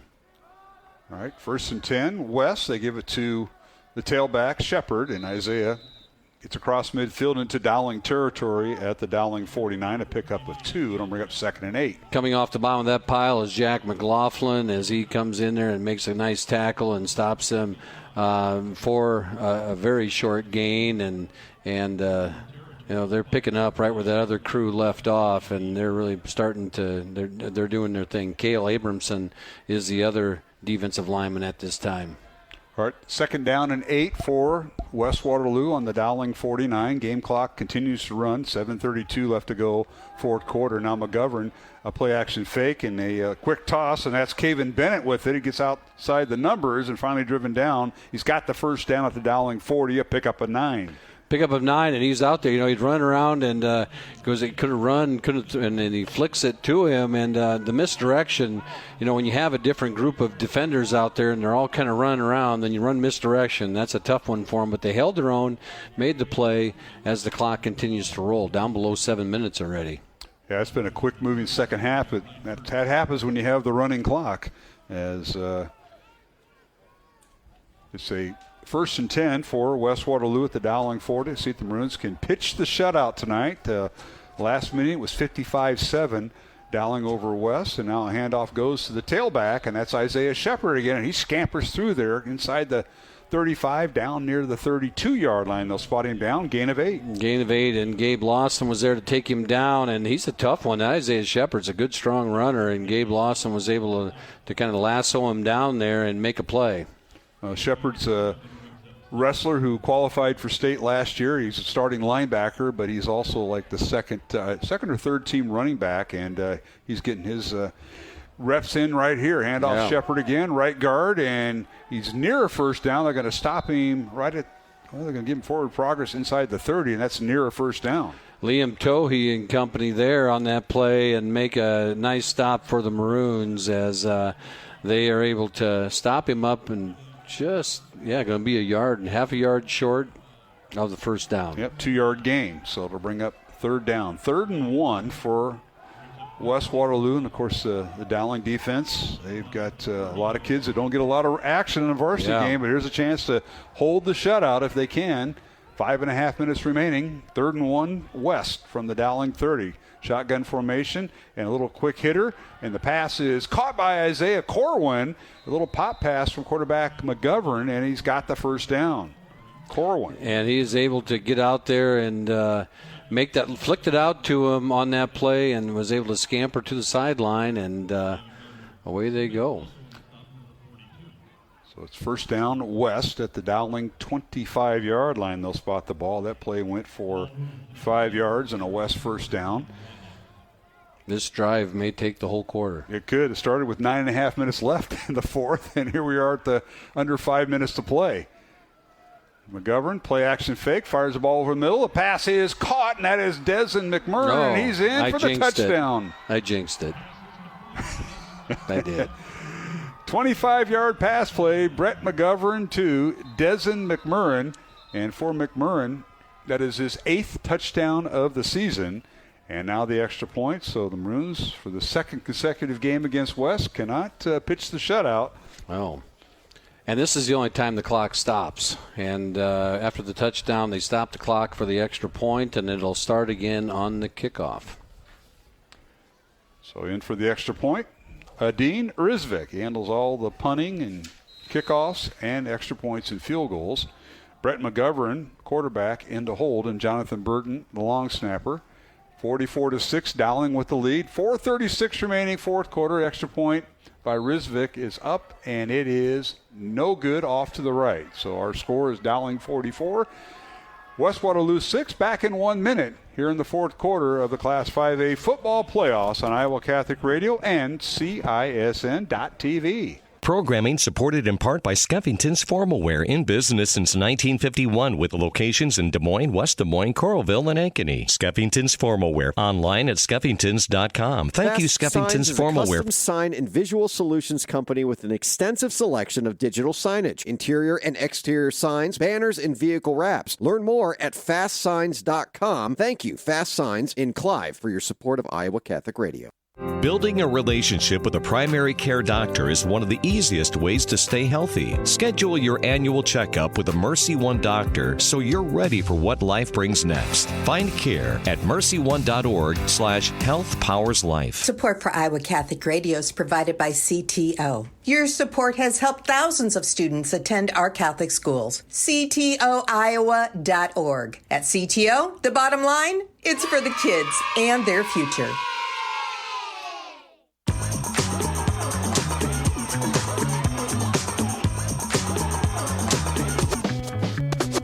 All right, West Waterloo goes 8 plays and 65 yards, capped off by a Desmond McMurrin 25-yard touchdown pass from quarterback Brett McGovern to put West on the board. And now the kickoff by Dowling. Here's Maroons on the return.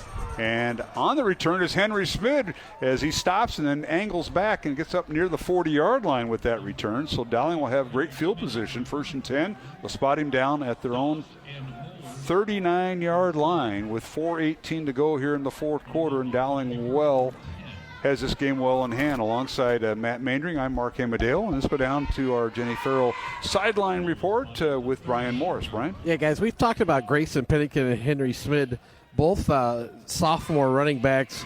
Both go about 5'10", 175, and again, 2 more years of their football life here at Dowling, and they're going to probably put on 15, 20 pounds. So the running back is stocked for the future. No question about it. Now Dowling keeps the ball on the ground. They'll hand it off to Max Flander, the freshman running back, and the new quarterback for the Maroons right now is Jack Corson, the sophomore quarterback in there right now. Matt? Yeah, I had to do some searching there to see who was that quarterback, and you got Corson in there and hands it off to Flander, and away they go, and you're looking at probably about, maybe 6 snaps as we start to wind down. You're doing the clock thing already. Yeah, huh? I am.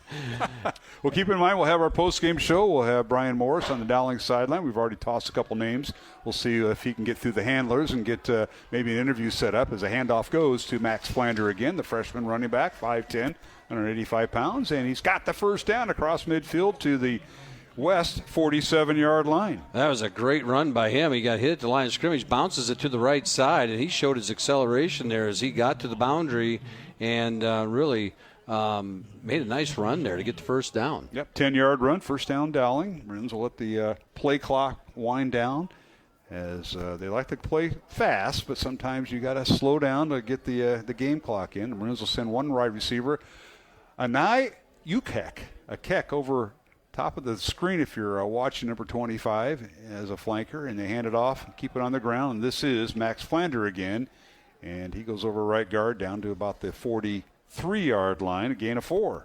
Gain of 4, and they're still, they're able to get that yardage up the middle like they've been able to do the whole game, and there Flander was able to pop a little crease and keep possession of the ball as they, I might have overstated six plays because we're under 2 minutes. We might only get 3 more plays in. Brian, isn't it interesting that some coaches, they get it figured out, how much time do we have to kill, and now he's got it down to plays. Yeah. That's all right. I'm waiting for a World Series score from one of you guys. Oh, well, we can look that up here. We might get on that. Thank you, Brian. Max Flander again on the carry. Yeah, he gets nice down carry. to the 40. Gain of 3. It is football Friday night, and unless the Red Sox are playing, I'm okay. I'm going to pay attention to this first. Unless the Red Sox are playing. Well, I'm going to give Brian a World Series score. I'm sure our listeners who are trying to watch us hand out Halloween candy would like to know. But the Dodgers lead Toronto 3-1 in the middle of the sixth inning in Toronto. So the Dodgers on the brink of elimination, hanging in there. Wow. Does that help you out, Brian? I'm just curious. They've been I don't watch a lot of regular season baseball, but the World Series is always fun to watch. So it looks like it go to Game 7. Yeah, that's been a great series, though. I do like baseball. I mean, it's fun to watch, and this has been a great series. Although I didn't stay awake for the 18th. Yeah, I did not make 2 in the morning. I hit 14th inning on that one. All right, Dowling penalized on that last play, so it's 3rd and 18 back at their own 45. And here's a handoff once again. They'll hand it off to Flander, and he tries to go over left end, and final minute and 10 seconds remaining. He'll be shy of the first down. We'll bring up 4th down for the Maroons as they have the ball at the 49 of West. And they've got you got 31 seconds on the play clock, 57 on the. Going to be one more snap here for the Dowling offense as they try to get a first down here. Well, they got to get a first down, 4th and 12, right. And they're going to probably let the play clock go down. They may call a timeout. We'll see what Coach Wilson does. But our score at halftime was 41-0 Dowling, as the Maroons had 4 rushing touchdowns in the first half. Ian Middleton, Grayson Pennington with 2, Middleton with 1, and Henry Smith with 1. And then Joey Nahas, a pair of touchdown passes to Preston Hoffbauer and Ian Middleton. Second half, it's been a field goal by Ryan Kuhn from 27 yards, only scoring for Dowling, and then Dezen McMurrin, a 25-yard reception for a touchdown for West Waterloo. And as we mentioned, timeout called. We'll keep it here. With 29 seconds to play, it'll be 4th and 12 for Dowling after the timeout here, Matt. And we want to thank our sponsors and supporters all season long. They include Fast Signs and Clive, Ashworth Vision Clinic, Bozen the Florist, and Construction Professionals. And reminder, the Friends of Catholic Worker will give away free coats this winter to low-income and homeless population of Des Moines. That'll be on Tuesday, November 25th. Learn more about this cause at friendsofcatholicworker.com. We appreciate all the support that they give to the community in a great cause. And again, Friends of Catholic Worker is the website.com. All right, Ankeny is now tied at 14, Matt. An update there, Ankeny and Southeast Polk.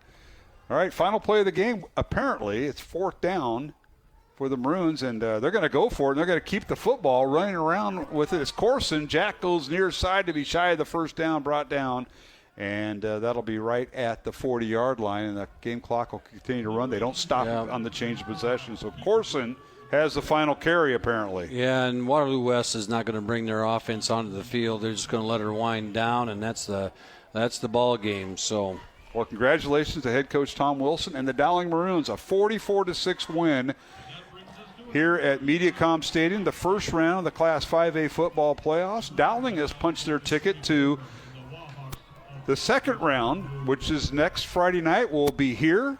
6:30 pregame, kickoff at 7 o'clock, and we think it's Iowa City West. At last report, Matt, West was leading. 21-10 was the last score we've got from there, and over Cedar Falls. Over Cedar Falls, and that one, so it's 24-10 now. Now it's 31-17. So Iowa City West has extended it, and looks like they're gonna be the next opponent for the Maroons at this point. We will let Brian Morris. There's a lot of football game there left, though. There are only 7 minutes left in the third quarter on that. So we were one of the late games going into halftime, but now we're one of the first games done due to the running clock. So we're going to take a 2-minute break as Brian is going to line up our post-game guests, a couple of Dowling players, along with head coach Tom Wilson, and Pete Tarpey running the cameras for live stream tonight on CISN. We will take a 2-minute break along our network stations. That includes Roman Wilkin back at the Iowa Catholic Radio Studios, and we appreciate him and John Nielsen helping out. So we'll take a 2-minute break, regroup, and come back with the post-game show. Final from Mediacom Stadium. It's Dowling 44 and West Waterloo 6. And we'll return after these messages along the Iowa Catholic Radio Network and CISN.TV. Senior Frank Bagnano. A friend of mine is a management consultant. He helps failing companies get back on their feet. He has a favorite axiom: your smile is your greatest asset. You and I will be involved in various situations and encounters today. What will we bring to that moment to other people? Bring your greatest asset, bring your smile. Of course, people will react differently, but most will be put at ease and find their own smile coming to the surface. Often, the smile brings a fresh light to the encounter. Your smile is your greatest asset, and we all have one to give to somebody. Share that smile today. And that is today's thought of the day.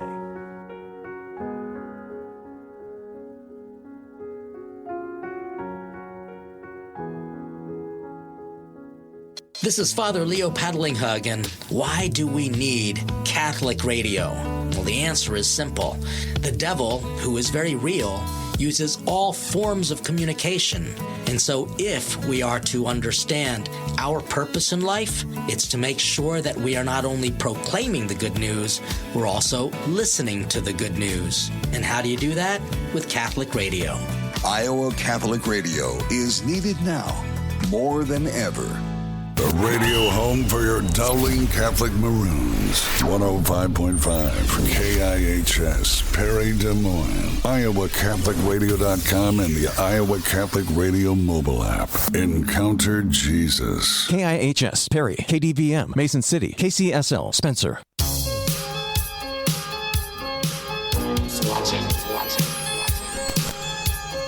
All right, we're back here at MediaCom Stadium on the campus of Drake University. Final score tonight, Dowling 44 and West Waterloo 6. Dowling improves its record to 9-1. They have the state's longest winning streak, Brian Morris, down there on MediaCom Stadium at 9 straight games. West closes out their season, Waterloo West, with a record of 5-5. How about that? 9 in a row for the Maroons. Yeah, that first game of the season, back and forth with Valley. Again, we've seen so much improvement for this Maroon team, and I said it about week 5, man. There's something about this team I really like, and they have a good team chemistry. Yeah, and they play together. They rally to each other. Guys that you think would be the leading receiver, they're blocking for others, and I've noticed that this year. And Brian, that's come across in your reports from the Dowling sideline. Something we don't see up here is they're all helping one another, and that's how you move on, especially in the playoffs. Yeah, that's exactly right. You got to have that team chemistry, and this Maroon team has it. Again, the defense, I love this defense because you look around, you just have a lot of really good football players who like to play football, and that's what I see on this team defense. All right, we got a problem, Brian, right away. Coach Pollock, the offensive line coach, has got his Halloween candy basket out, and they're all getting candy right now as they go through the handshake line. Oh, that's all right. Well, so that diet is out the door, Mr. Maindring. I don't know if they can recover in a week. Well, I think they'll be okay. They burned up some calories tonight out in this cold, and so it's a credit to the program. I mean, they just came out and were focused, and in a game that would be hard to keep your focus, they were able to do it and executed well all night long. All right, so we're going to go through a couple of interviews. Brian, you've got players lined up. I see one of them walking towards you. There he is, right there. And then we'll have Coach Wilson, and it's for our CISN crew. We'll do the interviews, and then we will close out. So CISN will be done. We'll continue with Iowa Catholic Radio. So let's go down the field. And Brian Morris, who do you have there with your first interview? I got senior Max Thomas here, and Max, just the first question's about this offensive line tonight. You opened up some big holes up the middle. Tell me a little bit about those blocking schemes. We come out every day and practice, work on that so we can perform during the game. It turned out power was a good look for us tonight, so we got a lot of rushing yards for our running backs. What was the candy bar of choice you picked tonight? I have a Kit Kat in my hand right now. Okay, you got another week. This is playoff football. You got to win every week. What's the preparation? Coach said you had a really good week of practice last week. Yeah. We come at 7 in the morning tomorrow. Then we come to practice every day, ready to work. Okay, and you're surrounded here by a bunch of your other hogs, I'll call them. Tell me about this team and how you guys bond together. The entire line's a group. Come out every day together.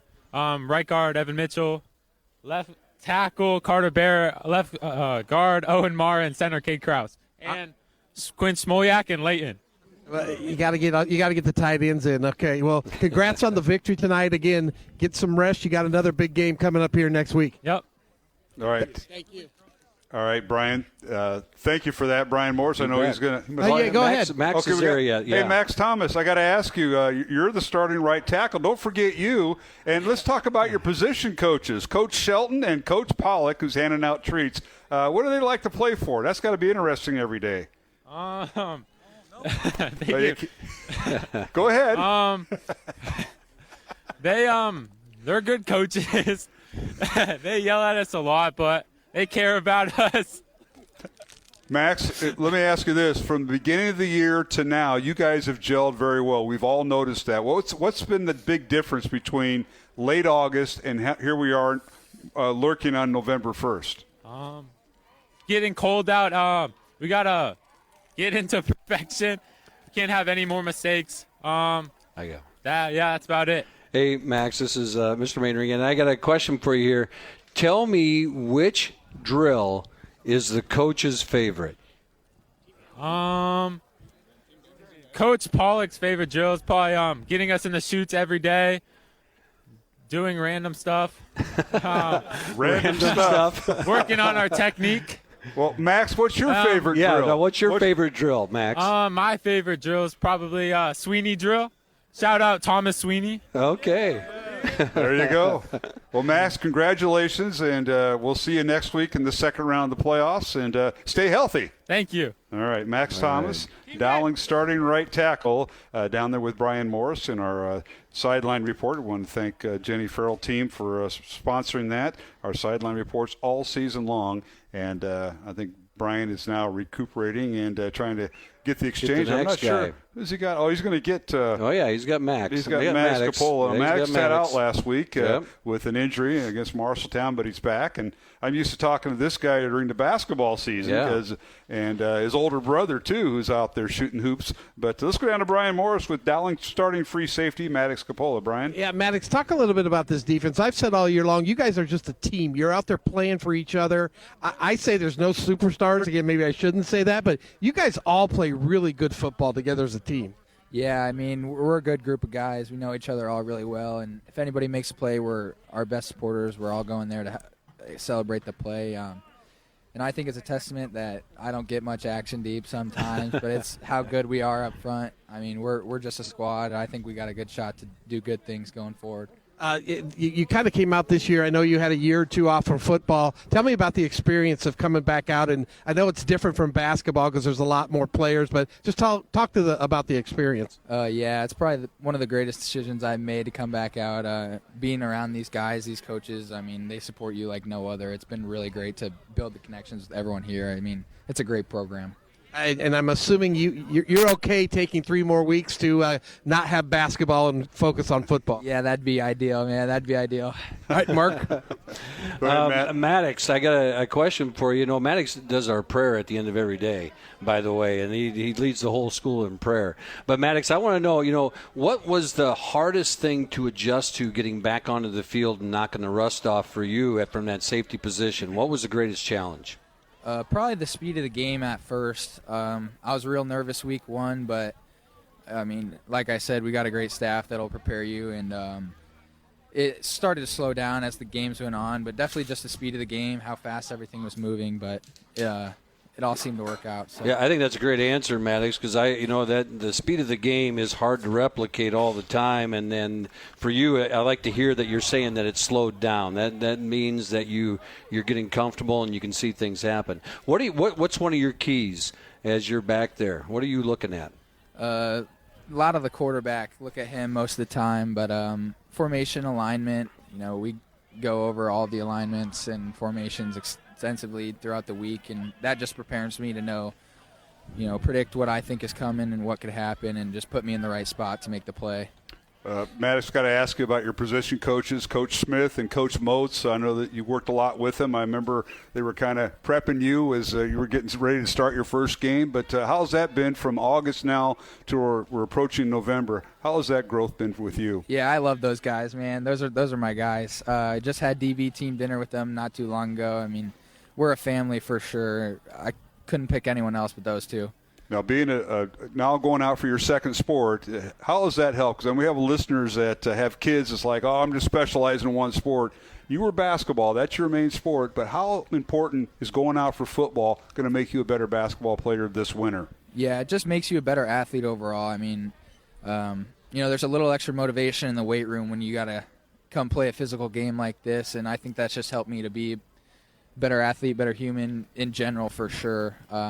It's just a different sport, and it'll prepare you mentally and physically in different ways, and that can be applied across all sports. So, Max, congratulations. Thanks for joining us here in the post-game show and getting your first playoff win in a Dowling football uniform. Appreciate it. All right, have a good one, Maddox. Maddox Coppola joined us here on the post-game show with Brian Morris. Dowling a winner tonight. 44-6 over West Waterloo. Dowling will advance. We think we'll take on Iowa City West next Friday night. We haven't got a final there yet, but we will. Let's go back down the field. Brian Morris with head coach Tom Wilson of Dowling Catholic. Coach, another big win tonight, playoff victory. You're prepped for week 2. Talk about this defense. Again, I've said it all year long. You have a lot of really good players, but darn, they play really good football.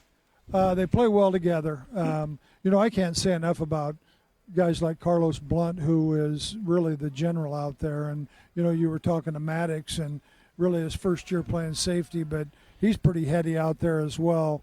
Ryan Bobo's a dominating player, and there's just a lot of pieces there, and they play hard, and they play together. You talked about at halftime the focus of this team this week. 31. Tell me, how did that all go during the week just to make sure you had their focus?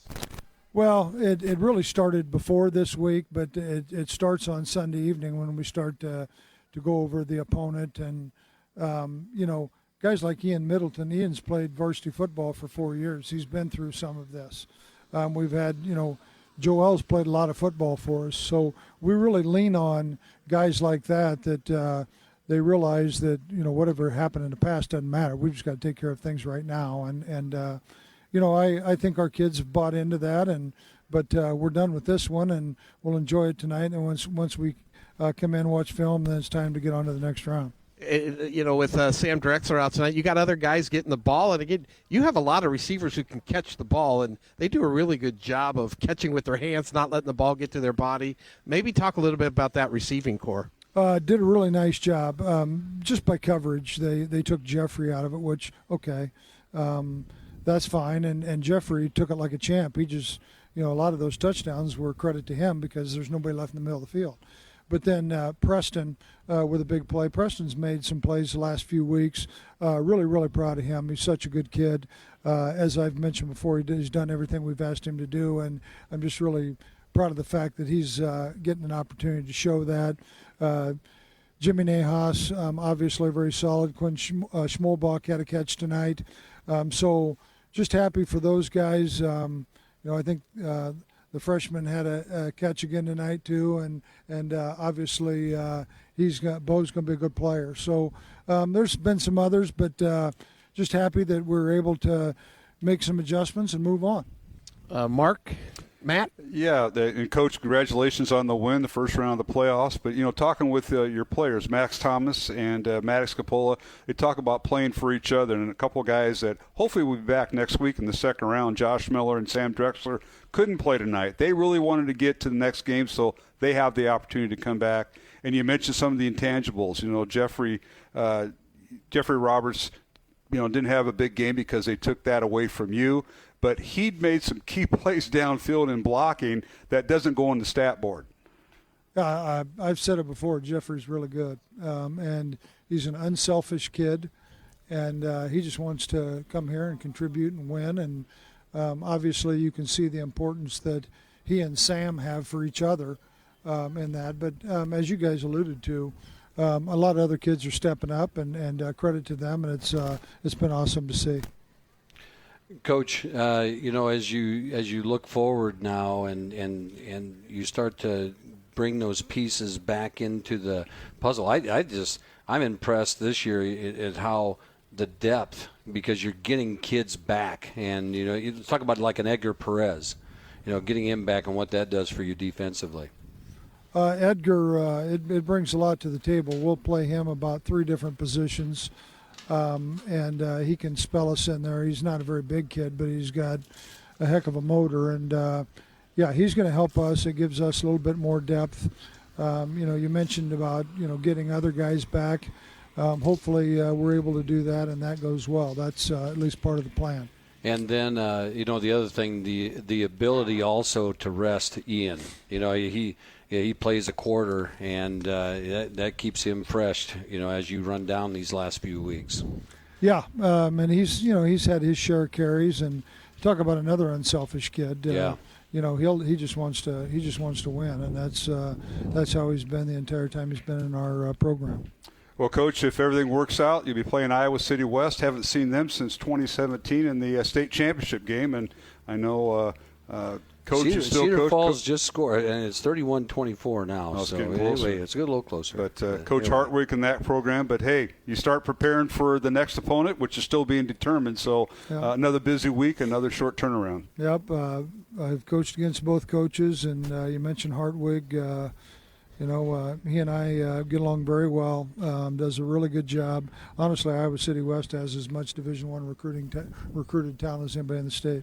Yeah, and they got that triplet factor with Coach Hartwig. He married one of the triplet girls, so there you go. Dave Triplet, and bring that back, folklore of Dowling. Well, Coach, go get warm. Thank you for all you do, and congratulations on the win, and for standing next to Brian Morris tonight, too. Thank you.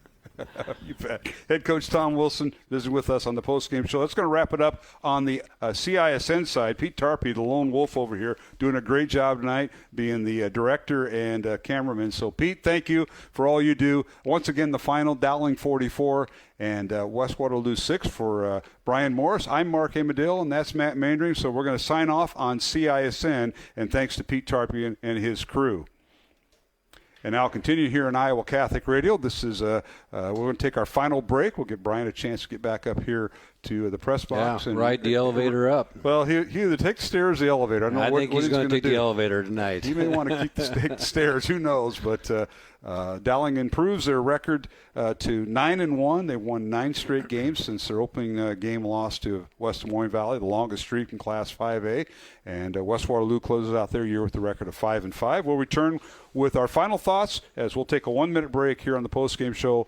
Dowling 44, West Waterloo 6. Back with more on Iowa Catholic Radio. We got it. This is Dale Ahlquist with a Chesterton Minute. Have you ever heard someone say, "What's wrong for you may be right for someone else"? And besides, what's right and wrong changes like everything else. You can't fight these things. You have to just go with the flow. G.K. Chesterton says, right is right, even if nobody does it. And wrong is wrong, even if everybody is wrong about it. Right and wrong are not based on fashion and personal preferences, and not on the calendar. They're based on the laws of God, on eternal truth that does not change. And as for going with the flow, G.K. Chesterton says, a dead thing goes with the stream. Only a living thing can go against it. Want more than a minute? Visit us at chesterton.org.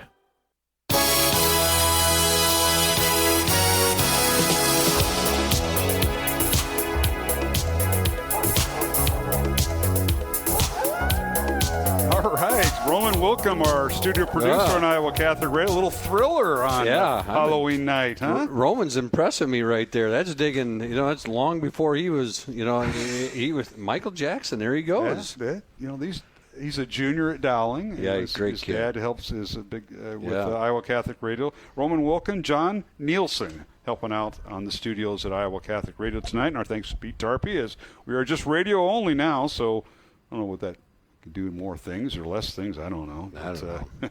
I can tell you right now, Iowa City West is on the goal line and just about ready to score. The score is 31-24. It's early in the fourth quarter yet. Over Cedar Falls. In Cedar Falls. Yeah. And the winner will play Dowling here at MediaCom Stadium next Friday night. Now another bracket. Southeast Polk defeats Ankeny 21-14. That just went final. And our thanks to our Dairy Queen family for that. And Oh, then there's a penalty. So I'm watching the live stream of Iowa City West and. You switched over. Cedar It was Falls. Van Meter for 3.5 quarters, and now it's Van Cedar Meter. Falls. Van Meter is going to get the win by 10 points over Roland Sorey tonight. So, all right. So my son will be it'll be a good conversation on the way home for us. I'm sure it will. Yeah, I'm sure it will. Brian Morris has made his way back up here. Elevator or stairs tonight? I took this elevator for sure. I told you right. He was going to take the elevator. Darn it! I didn't. Yeah. I didn't. I kind of doubted that. I thought, no, he's going to stay loose, take the stairs, get his cardio in. And Dowling with the win tonight, 44-6 over West Waterloo. And this is our final segment. And as we wrap up, Brian, you were on the field. What are we missing? Because we had a lot of kids play. But the Maroons took care of business. It was a business trip, and they came over here, and as Coach Wilson mentioned, they took care of business. We said in pregame, it'll be interesting to see how they come out. But, man, Dowling came out tough and scored easily. And like what Coach said, because there had to be something happening where they were allowing that up the middle run that was just a huge hole. And if they take two defenders and take them away. If you take that safety away and you take him out of the middle of the field and you cheat him way over to Robert's side, well, then you run up the middle and there's nobody there, and you got nothing but, it's not really green grass, but it's green fake grass in the end zone. So and again, Dowling, they did that 3 straight times almost. Yeah. And again, it was a great effort by the Maroons. And I keep harping on this, but man, I just love this defense. I really do. And again, as a person who played defense, I just love the camaraderie they have as a team. And I think Coach is right. Again, we haven't talked to Carlos Blunt all year. He's a junior. We try to get a lot of seniors in, but he is the captain out there. He is directing traffic constantly out there. So he was first-team All-State as a sophomore when he played for Centennial last year. And you can see the leadership that he brings. He really does. And again, Ryan Bobo, his motor is just such a high level. Yeah. And we are such a stats-driven society, and I'm one of them. But you look at what happened tonight. You talked about Jeffrey Smith. Jeffrey Smith didn't have a catch. Jeffrey Roberts. Jeffrey Roberts, I'm sorry. He didn't have a catch, not one catch. But downfield blocking, he was the reason double team led to 4 rushing touchdowns for the Maroons. And I'm looking at the stats that Coach Seifert just sent. Not one catch for Jeffrey Roberts, but a lot of things he did behind the scenes that enabled the Maroons to get the running clock and a 44-6 win, Brian. And I think, again, I think this team is so laser-focused in on getting back to the Unidome, getting back to maybe playing a team who's beat them a couple times in a row if they keep playing. So, again, you take one game at a time, but I think this team, they are focused on, I think, the one goal they want to get. Yeah. A guy like Maddox Capola, who's a basketball player, and as he's talking, it reminded me kind of, again, because I lifted weights for both sports, basketball and football was a heck of a lot harder to lift weights for than basketball. It's a lot different, but it's what he did coming out this year, and again, he's such a good athlete. You can just see him on the field, and kudos to him for, making that leap of faith, because that's not an easy thing to do. He's such a leader, and that's the thing about Maddox is he's such a leader, and he's one of those kids that, when you transition from football to basketball and vice versa, I think about, and I think, he and I might have had this conversation at one point last spring, but, when you have kids, when football's my sport and when basketball is another kid's sport, and I go play your sport, I'm going to do everything I can to help you maximize your sport. Well, there's a couple kids out here that are also basketball players. They're going to come out and maximize their effort for my sport.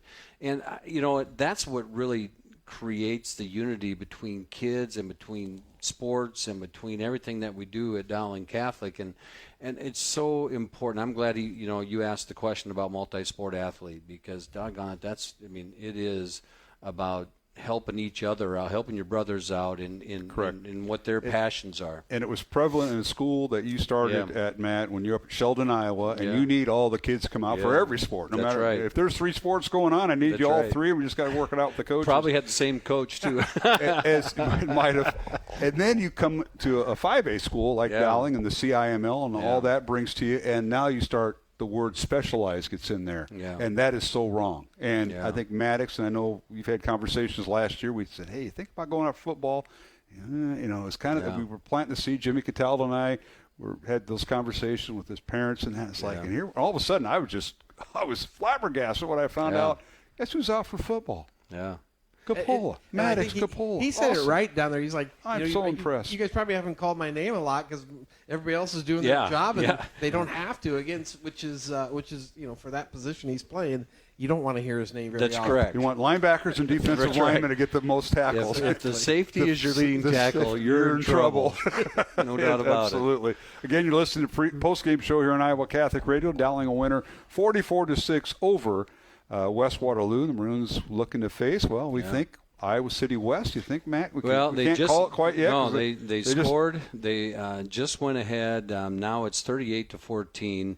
And there's West, right? West over Cedar Falls. West over Cedar Falls, and there's a lot of time left in this game. Okay. So it's gonna, with the running clock, we caught up with everybody. Our first half took forever, and then it sped up. But now Cedar Falls has driven the field, got the benefit of penalty. Now has the ball inside the 10-yard line with 10 minutes left on the clock yet. So there's a lot of ball left over there yet.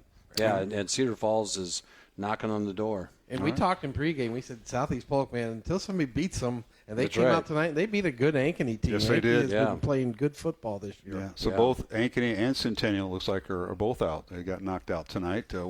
Waukee Northwest was leading at last report, and then Waukee was getting beat in Iowa City tonight. So maybe one of the Waukee schools will move on. I haven't got an update there. So, Matt, you want to go through the scores one more time? I'll go through the stats, and then we will be done. Brian might have a comment or two that he forgot about. I figured he'd talk about the great pancakes he had Sunday. They were very good on Sunday. I have to admit. The pancake breakfast was a home run. I mean, it was, I did see a couple of your pancakes. They might have rivaled mine, but I got pretty good at it after a while. What does he mean by that, Brian? Well, no, now that I remember, they didn't even trust you at the griddle. Gracie was running the griddle. I had to get the A-team. You're as good as who you recruit. And I recruited my daughter, and she did a fabulous job. Yeah, that's a great job. Okay. The scores we have right now, I believe Cedar Falls is about to score, so that game's going to end up, that's going to be like 38-31 here in a matter of seconds with about 9 minutes to go. Sioux City East up on Dallas Center Grimes 28-14. That game is late in the fourth quarter. Johnston, Ankeny Centennials are making a push. It's 34-26, 5 minutes left in the fourth quarter. Iowa City Liberty is 34-20. They're going to beat Waukee 34-20. And then we mentioned the Southeast Polk score.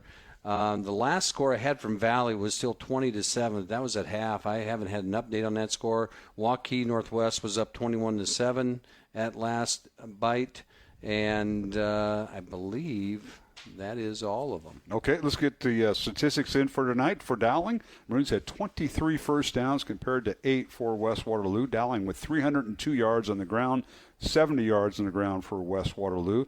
Maroons were 10 out of 13 passing, no interceptions, and a pair of touchdown passes by Joey Nejas, and he passed for 176 yards and 2 touchdowns.